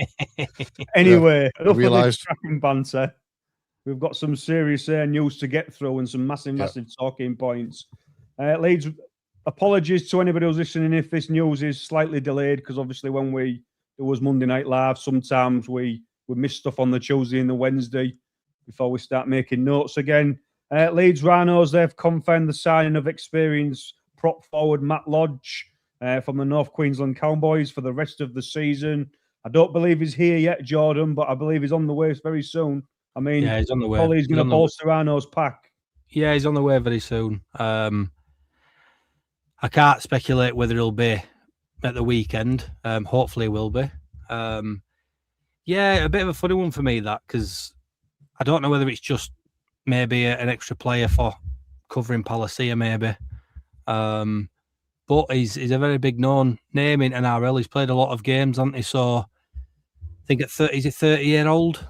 He's a big guy. Let's put it that way. I don't know much about the guy, I'll be honest. But if he puts a bit of effort in, I'm all for it. Yeah, you don't play at a top level like he did for so long and be bang average, do you, Gaz? He's certainly, a very experienced prop. Yeah, he's definitely coming with a big reputation, but I mean, they better get him moving quick before they run out of games for him to play, to be honest. Yeah, I know. You've got 4 games left, no, he's still not here. I mean, I don't want to put panic in anyone's minds, but I'd be concerned. Yeah, he's especially if you're bringing a player over for the last 4 games from Australia. I mean, me personally, I'd rather just look on these borders. It's not just that for me. It's everybody knows the system, don't they? Everybody kind of knows what we're playing, etc. And it is a risk to have someone who comes over who might have bit jet lagged maybe for a couple of days, might go into game and get thrown into a game and make some errors. Could be costly errors, especially with Rhinos trying to cement that shield. I know it's not the be all and end all, but it's a trophy, isn't it? And stuff like that, he could mess up in key moments. So he'd have to come and make sure that is with the program. And I'm sure Brad Arthur will have got him into sort of the mentality of where we're playing and his sort of role within the side. So I shouldn't really be that concerned. But like Gaz said, it's fair comment. I think for 4 games, it's. However, it's we brought over an Australian for 6 months, end up being one of the best centres in the game's ever seen. Give me a name, Adam. So, Jamie Lyon? No. Nikwama? He is up there, one of them, but. Nikwama? Nope. 6 months. Oh, God, we're going to. In the 80s. Feel as though we're getting all night. Oh, the 80s, bloody hell. That's not me then. I'm out. No. Well, it's just knowing the history of the club, innit? But yeah, big Mal Meninga. Came over for 6 months, left a legend. Mal Meninga, wow. Yeah. My second favourite player of all time, behind the late great Roger Millwood. Yeah. So yeah, it's a short-term signing. Sorry, Jordan, but hopefully he'll bolster the Rhinos pack. Some massive news for the Super League. I'm not sure it's what Hull FC need right now, but they announced a signing of Daly Cherry Evans on a 1-year deal as of next season. The guy will be 38 at that point. I mean, I know Sky have made a big song and dance about this Gaz and, saying he could be the best signing in Super League history, etc. But honestly, is he what Hull FC needs right now? They need a long-term rebuild and not a short one, mate. How do you see this signing for Hull FC and the Super League as a whole? It'll be a good start for them, I think. They're going to need someone with that experience and that kind of quality in the team to carry him, if I'm going to be honest. But I think give him the captain for a year, because obviously we know how good of a leader he is. He's captained Queens in the Law, and obviously a lot of international experience for Australia. So I think it's good for a year, and not just that, it's good marketing, because the Australian media are going to keep an eye on it. So it's putting eyes on Super League, in my opinion. So I don't mind it. Yeah, it's clever in a way, and isn't it? And it's ticking a certain amount of boxes. Jordan, what do you make of this, mate? And if somebody said to you can have him for a year at the Rhinos, would you take him? No, I won't actually. I won't. And reasons why is I'm not saying it's a stunt, but I think when you've got the potential NRL takeover, I agree with what Gaz says about eyes on Super League. I think when you've got a player who, let's be fair, I don't think he knows much about Hull FC. I'll be honest. No. He's, I'm not going to say he will know probably all the clubs. To be fair, but Hull FC is not the first team that I expect. Your likes of Warrington, Wigan, St Helens, even London Broncos, to be fair, probably stick up more. Darren Lockyer, maybe getting him over there wouldn't be, that much of a shock with his age. I reckon that probably would have been better, going over to London Broncos, and at 38-year-old, that probably would have been better in my eyes. But yeah, I don't agree with it, because I think when you've got Hull FC, who, we were talking about earlier, they've got Moyes, they've got Will Price, they've got Caesar, they've got Arthur, bleeding hell, whose partnership is going next year. And I would presume Will Price will go fullback, but, I don't know whether Eden Caesar's staying on it, but ideally you probably have Arthur and Evans together, which I reckon would be pretty decent. But then you're going off next season, aren't you? You're going off, right, well, you're building what's coming after that. They may win a Challenge Cup with him. He might get him a trophy. That wouldn't be a shock in my eyes, because he's a big name player. He's a big moments player. He is that player that will probably win you a game with the quality he's got. But it's a big if for me.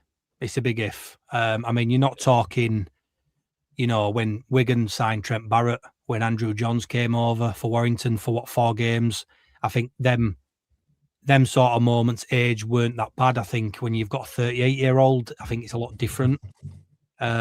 Plus, when you don't need that position as well, I think I would have signed someone else in a different position, in my opinion, because it's a quick fix in my eyes. And I think as a Hull FC fan, you're wanting to reap results from that. And if they don't do anything next year, it's kind of well, what the hell did we do that for? What were the point? If he, I think we were talking about it, Carl, before. I think if he gets injured after 2 games and he does his ACL or he's homesick, even, we know that happens.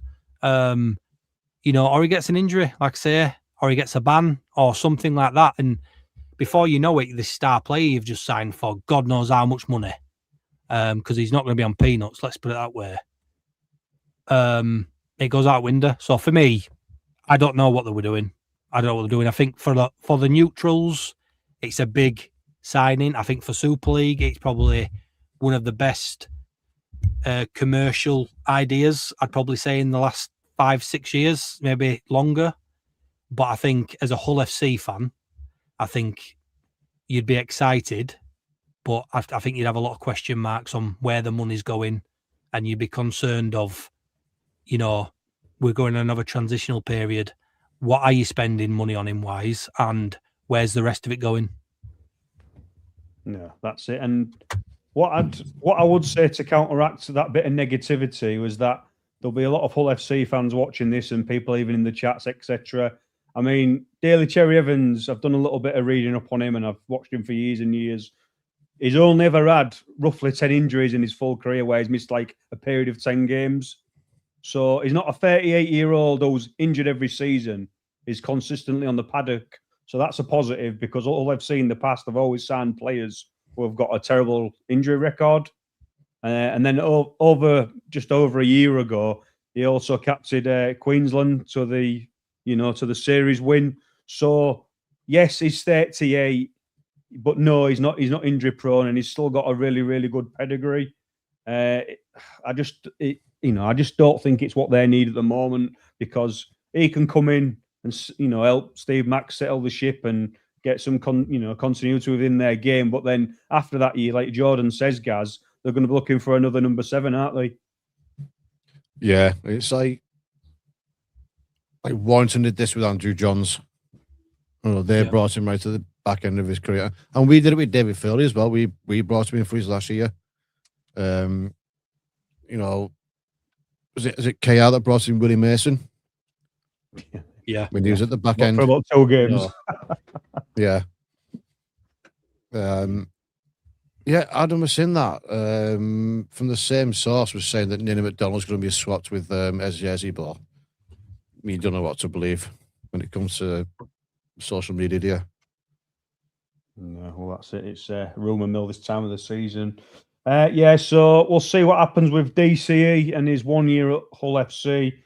Sticking on the Hull FC theme, just before we came on live, there was a story broke that the Lee Leopards forward, Isaac Lowe, he has signed a 1 year deal again with the Hull FC. So I made a joke, didn't I, in the WhatsApp group, saying now they're called the Hull Leopards because, they've had Asiata before now, they've had Bailey Hodgson earlier on in the season. Now it's Isaac Lowe. I mean, who's next? I bet Steph Sales watching his back thinking, who's next signing for the Lee Leopards, Jordan? Yeah, I mean, to be fair, I'd sign for Lee Leopards any day of week, to be fair. Like I say, they're on a high. Sorry, excuse me, guys. I'm just I'm trying to get a charge on. I mean, I just another one of them signings. I mean, it's only for a year, Gaz, but he has been decent this year, hasn't he? And he's 35 years of age shortly, so there's a little bit of life still left in his legs. Yeah, I'd say. I mean, if he feels he can still go, why not? I had something to say. Yeah, I'm gone. No, it's gone. Don't mind me. Carry on. And the lads in the comments are just backing my argument up here in terms of the Hull Leopards. Steph Sale, yeah, I forgot about him. Tom Briscoe and Jamie, he says, don't forget Zach Hardacre. Yep, so there's a fair few there. There's probably nearly a 30, starting 13 in the last couple of years that the Black and Whites of Hull FC have taken from the Leopards, but that's by the by, I suppose. Our favourite bad man in Super League. Oh, that was it. James that Bentley. Was it. Why can't all just be left alone? They've been called Gateshull, now the Hull Leopards. Just associated with other clubs, aren't they? God love them. Well, this is it. This is how it goes, isn't it? It's the rough with the smooth and more from the not. It's the rough for the Black and Whites, Aye. but that's just what you sign up to when you support a certain team. Yep, so what was I saying? Sorry, the bad man of Super League, James Bentley, former Rhinos, St Helens, Warrington man. He's signed a 3-year deal at Bradford Bulls. He's going back home to where he broke through and played for originally. I mean, we'll talk about Bradford building. Jordan, is this a solid signing for the Bulls next year? Yeah, I mean, it could be. Yeah, I don't exactly know where Bentley's best performance is, to be fair, or which club. I think he had a good string of games with Leeds. He played well for Saints. He's just, I don't know. He's quite bad into with the high tackles and penalties and all that stuff. I think it's a good signing for Bradford because he's probably going to be a main player, and he's not going to be a bench warmer. He's going to be probably one of the main men. So I think for Bradford, it's a good signing for Bradford. I think he'll be on some decent money and all, which he'll probably like. But yeah, I think it's a good signing for Bradford. Like, just signing on off season with Bradford, like, I think it'll help them for next year, and hopefully he can sort himself out and do really well with Bradford. Yeah, I mean, he's not the biggest second in the world, and neither is John Bateman, but they bring a wealth of experience between them, Gaz. Yep, and having them two in the same side, I think the match review panel's Christmas piss will be paid off in March. in round one. I think there'll be enough kitty in that money in that kitty. Sorry, for us three might be able to jump on and get a free night out as well. Because there'll be that much money involved. If you're listening, match review panel, we called it. We know your game. We're not scrounging by any means, but just hook some brothers up, will you? But in saying that, we know Kurt Haggerty, he don't take no nonsense, does he? So if anybody can straighten James Bentley out, you'd like to think it would be Kurt. Yeah, a lot of teams have tried to do it. And I mean, I think he's just too bloody daft to learn his lesson, isn't he? Yeah. I mean, he is a bit of a daft lad. When he's not doing that, he's too busy swanning around the garden looking at, look what I've built. You built bugger all. You know what I mean? No love lost for you, is there, since he's left Saints? The best thing to happen to us was him going. But he will bring some Super League experience. He's got more TikTok views than he has appearances, hasn't he? Oh, that's it. Yeah, we've got more bands than TikTok views. On the St Helens theme, there's some rumours swirling around, so it's not confirmed. The next coach, possibly Shane Flanagan, experienced 60-year-old coach, is very, very experienced down under with the Dragons. I mean, Gazzy, is he somebody you'd invite to your club, mate, knowing how good he could be? No. No. Probably the reason why he's not been coaching for a bit. Because sobbing up the game a little bit, I think. So I don't know. I'm hearing all kinds. I'm hearing Willie Salau. I'm hearing David Fairley's throwing his name in the hat as well. Probably he's been interviewed, but we don't know. But the thing is, who's out there with the pedigree Saints need? I mean, you've thrown a few names into the hat there. If it was just a choice of you could pick anyone, who would it be that's available at the moment? Because there ain't many more blokes with the experience that Shane Flanagan's got, mate, especially when he's trying to rebuild a team and turn the team round. Yeah, I mean, I get it. But it's one of them. Our successes have come from assistant coaches in the NRL coming over, getting the feet wet as a head coach and then going back. So if that's what's working, then I'd rather go with that. Which I think Willie Talau could be ideal for it.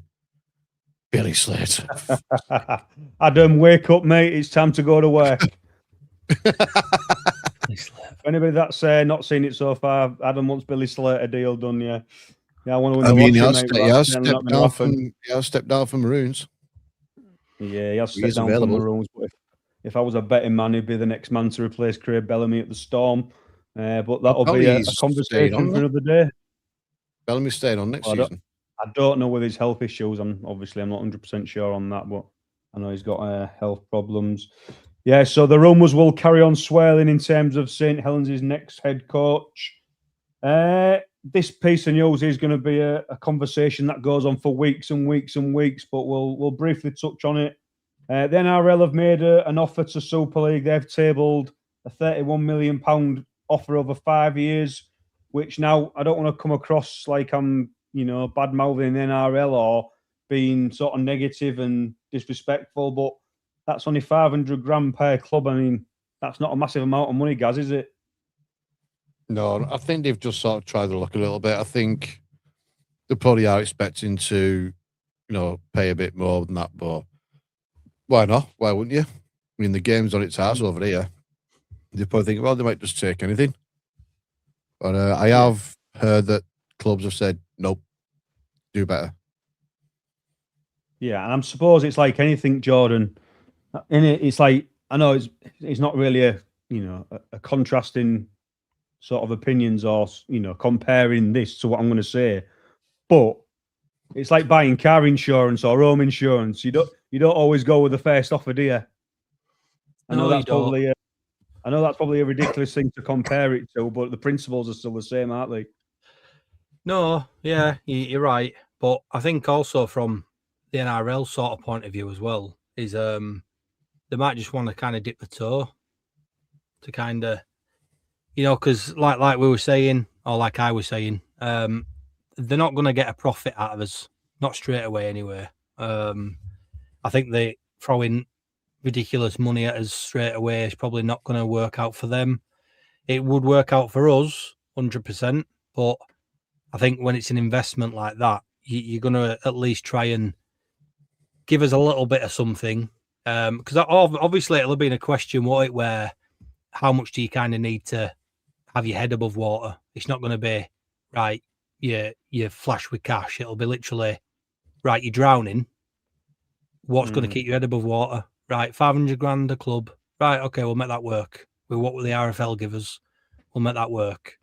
Am I right to thinking that's 500 grand that they can put where they want to put it into club? Is that right? Yeah, but I think the biggest thing, when the original conversation started just between the Super League clubs, the biggest thing that I picked up was we've had far too many years in the past of us, or not us directly, but club owners putting their own money into the clubs. Now, the idea was to try and waiver that, but this deal at the NRL have offered us, Gaz, they can give us that 500 grand, but the owners are still going to be pumping loads of money in. So technically, we're no better off, are we, as a competition? And I know we're desperate and all that type of stuff, but surely this offer comes down to some morals.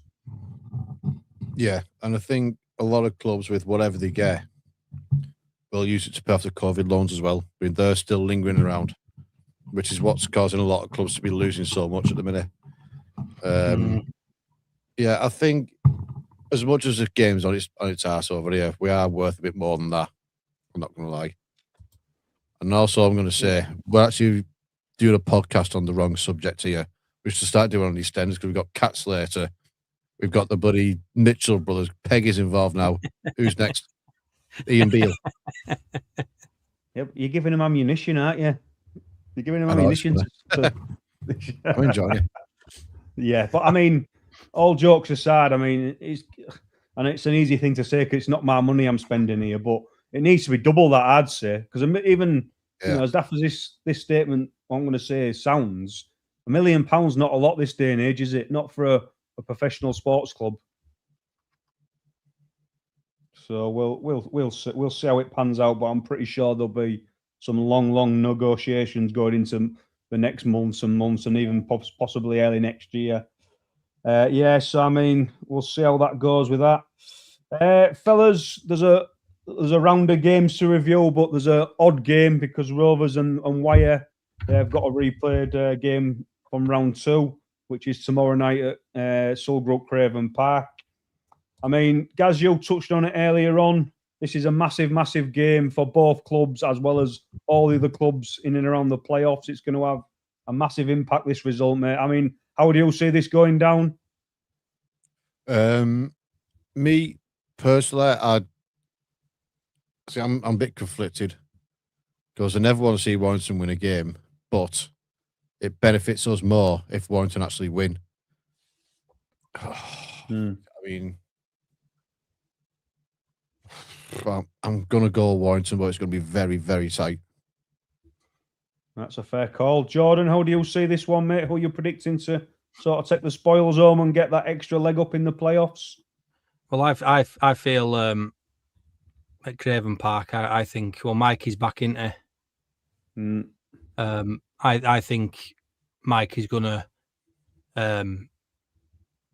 basically be main player. I think Mike is gonna show that that he was sorry about all stuff he did.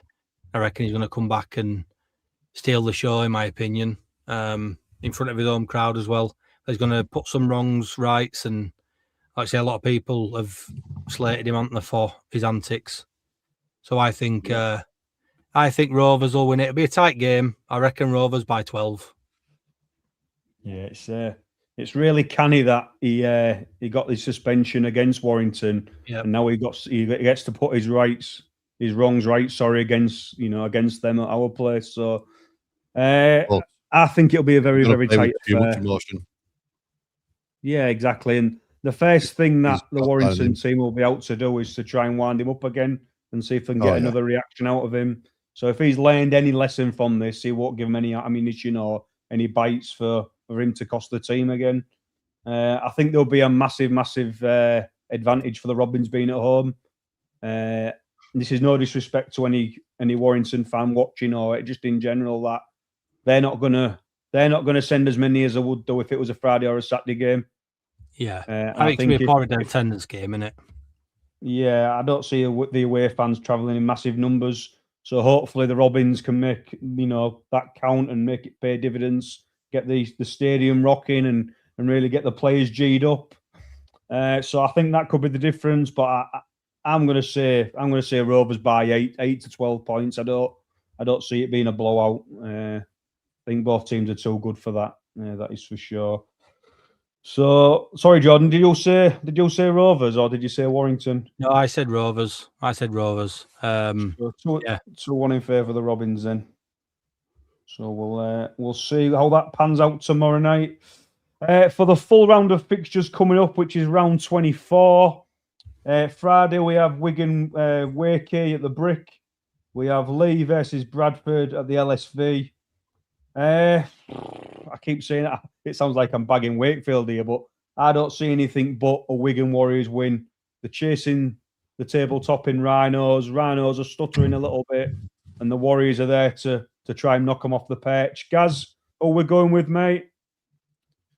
I mean, before Saturday, I would have said Wakefield, but after seeing the way they are at the minute, I mean, obviously they kept it tight with Leeds, and the second half got away from with us, but yeah, I don't see anything other than a Wigan win there. I don't think it'll be very comfortable. Maybe 16 points in it. Yeah, I think that was similar. I was going to go to maybe 12 to 18 points. I mean, I hope Wakefield prove me wrong and they're not sliding as much as I think they are, and they can shock everybody at the Brick, because that would really put a cat amongst the pigeons, wouldn't it? If Wakefield could do the job at the Brick community on Friday night. But Jordan, realistically, mate, who do you see winning this game? Yeah, like I say, it would be nice.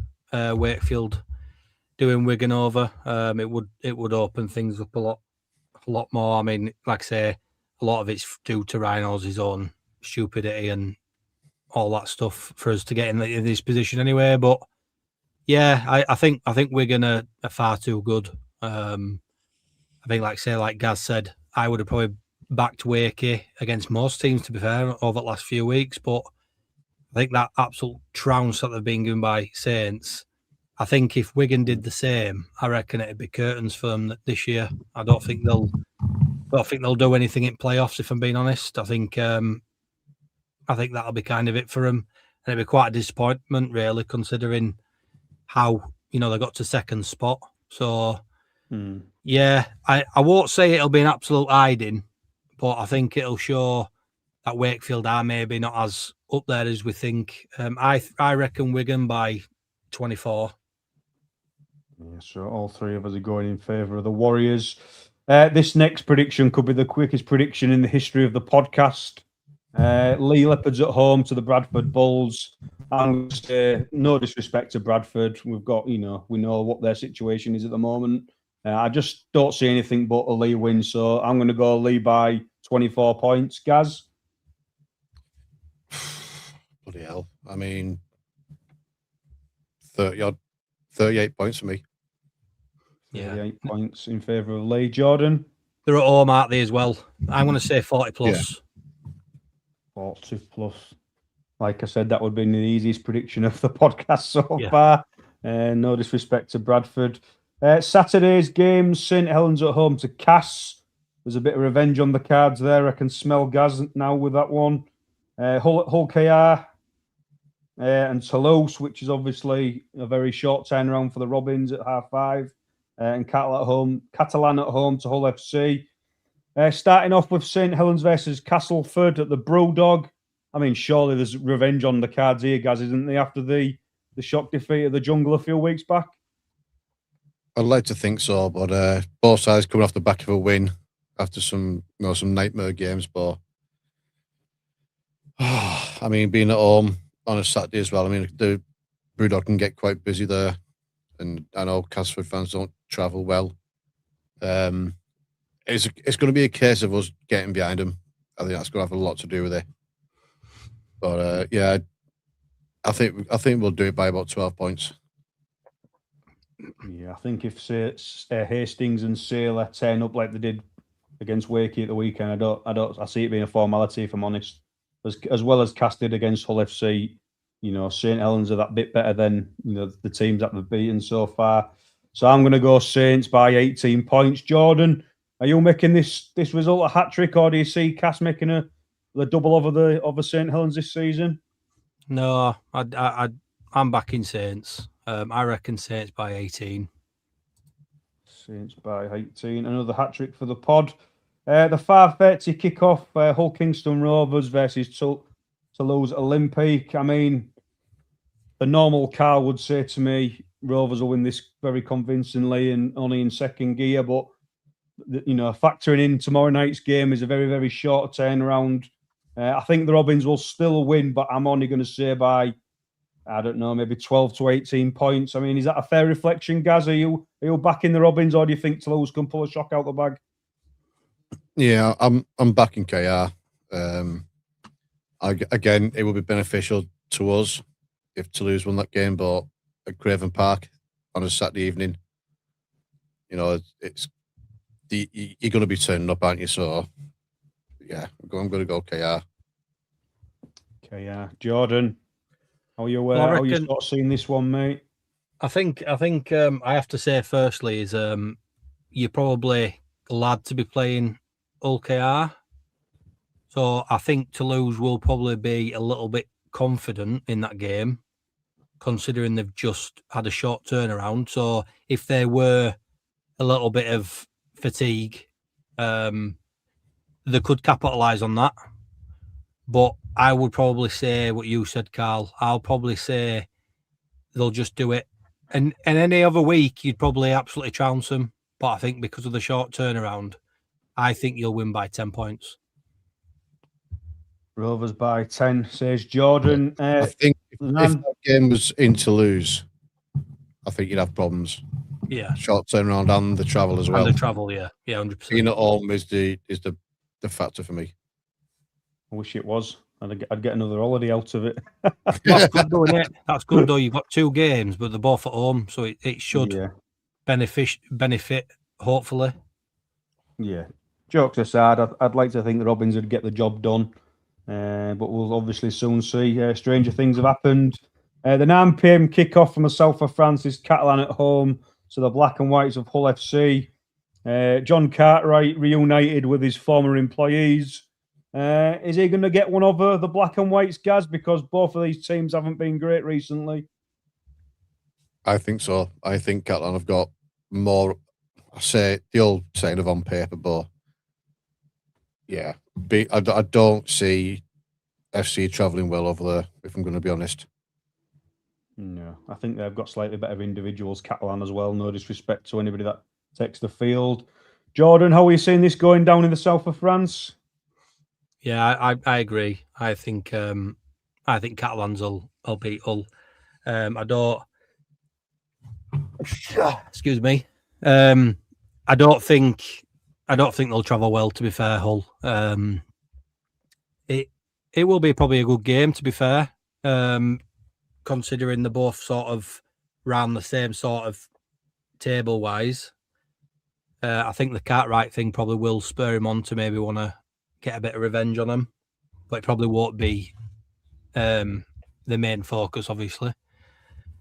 Yeah, I do think Catalans. I think Hull obviously have been a bit up and down with results, etc. But obviously Catalans have had really bad results. I think now you'll start seeing Catalans maybe win a couple of home games. So I think this will be one. I think Catalans by, I'd say about 12 points. Yeah, no, that's fair comment. Sunday's games very quickly, fellas, because we're running out of time. Warrington at home to Huddersfield Giants. Huddersfield off the back, 4 wins in a row. I don't see him going over to Halliwell Jones and getting a win there. So for that reason, I'll go Wire by 12 points, Gaz. I've asked you a lot about Warrington tonight, mate. Are they going to slip up and give Giants the points? Do you know what? I'm going to put my neck out on the line here, and I'm going to go Huddersfield. Huddersfield for 5 on the spin. That would be some achievement if they could do that. Jordan, I'm agreeing. I'm going to go Giants by 8. Giants by 8. And to close the round out, the Leeds Rhinos take the short trip over down the A64 to play the York Knights. I mean, I know they've been a bit scrappy in recent weeks of Rhinos, but I'm certainly backing the Rhinos by 24. Gaz, how are we seeing this, mate? I think it might be a little bit closer than that, but yeah, Rhinos will win it. Rhinos for Gaz. Jordan, you've been a bit sceptical about Rhinos. You said last week Lee had beat them. That came true, mate. Surely you're not going against the boys 2 weeks on the spin. No, I do believe they will give us a game at home. I do believe that. I think, like I say, York very much are a team that don't go away. But I will say Leeds by maybe, I'd say 18 points. Yeah, that is a fair bet. So all 3 of us in favour of the Rhinos. And that pretty much seals the round 24 previews. Just wanted to give a quick shout out before Gaz wraps us up for those who were recently signed up to the WhatsApp groups and all the rest of it. Next week marks the first year anniversary of the podcast. So for myself, Gaz and Jordan, we really do appreciate any support that's been given. You know, just the likes, the shares, people messaging saying they're enjoying the podcast is the big thing for me. It's, you know, it's really appreciated, and it makes it worthwhile. I mean, I don't know if you two guys want to echo them words, but I don't think I'm being out of saying what I'm saying. Yeah, no, I just want to, also mention that tonight was the 25th Monday Night Live as well. 25th podcast episode, so appreciate everyone for that. Obviously, we appreciate everyone with the comments as always. I think a year, it sometimes feels like it's been going on longer than a year. There's a lot of editing. There's a lot of, there's a lot of times where I've had to probably keep you boys going a little bit because, I've probably sold it a little bit too much sometimes and be like, oh, we'll do this, we'll do that. And, I appreciate you both sticking with me. I know it's a fan podcast and I know we're not making multi-millions from this or we ever will. So I I do appreciate both of you taking your time out, and not just taking your time out, but constantly. Do you know what I mean? Every time we do something or we organise something, it's all. I've always said all three of us kind of agree with it. So it's definitely a 3-person joint. I was just about to say, I think you bang on there, and it's definitely a team performance, isn't it? And that's why it's so enjoyable. One thing I do want to say before I sign us off, because I've just totally missed it, the biggest thanks of all has to go to Acorn Joinery Leeds. They've backed us from the get go, aren't they? And I know that the watch and the supporters and all the rest of it, like everybody does. So whether you've commented once or you've been on the podcast regular, we really, really do appreciate any support, and we carry on doing that moving forward. So yeah, it's good, and thank you for the support. Guys, is that what else you want to say, mate, or is that going to wrap us up? Yeah, I'm sick of the Perry now. So noble of you. Joe, I don't know what's going on about this week. So, within 1 year with this, I've just turned 40, and in that number is having the 100th episode this week. Oh wow! So everything's for a reason. It's a bit of a big week for me personally. So, yeah, Anderson, I'm happy to do it. You know, when Jordan came to me with the idea, I was like, Joe, yeah, this could be fun. We don't know what to expect. I'd never spoke to Carl a day in my life when we first got together for it, but look at us now, 3 divvies. I think they know what they're talking about. Yeah. And hey, listen, that's what it's all about, though, isn't it? We all have different opinions. We all have different views on things. You know, sometimes someone might say something that might piss the other off, but you know what? You just get on with it, don't you? Gosh, you do. That's it. And more importantly, we're all a big family, aren't we? There's no community. Like Jordan says earlier on, we're all a big community. None of us are making any money from this. We're not charging anybody to be part of this family. It's all literally our hobby, and we love it, don't we? So anybody who's involved is certainly appreciated and welcomed, I'd say. 100%. That's it. That's exactly it, Steph. Trying to grow the game. Like I say, that's another thing. Like I say, it's something that there's not a lot out there, is there? Let's be fair. You know, football's everywhere, isn't it? And it's great. Like I say, you've got 3 lads here or 2 lads outside of me that can commit to these times, and you know, player interviews that we're trying to do as well on top of things, and trying to do extras. And you know, we've got that charity game coming up as well, which will be interesting, because I don't know if you guys ever know this, but this will be the first time all three of us have met in person. I know Gaz and Carl have met each other. I met Carl. I've never met Gaz in person. So all 3 of us will be together, which will be quite nice. And we'll put more about that game next week, maybe when we're closer to it. Yeah. So we already had Harry from Rugby League Daily on there as well. He's talked about it, and that's what it's for. So yeah, big thank you to everyone getting involved in the comments and that. It's a good laugh. Big thank you to Acorn Joinery Leeds again for standing by us and sponsoring the podcast. And remember, the podcast is for the fans, by the fans. Cheers, guys.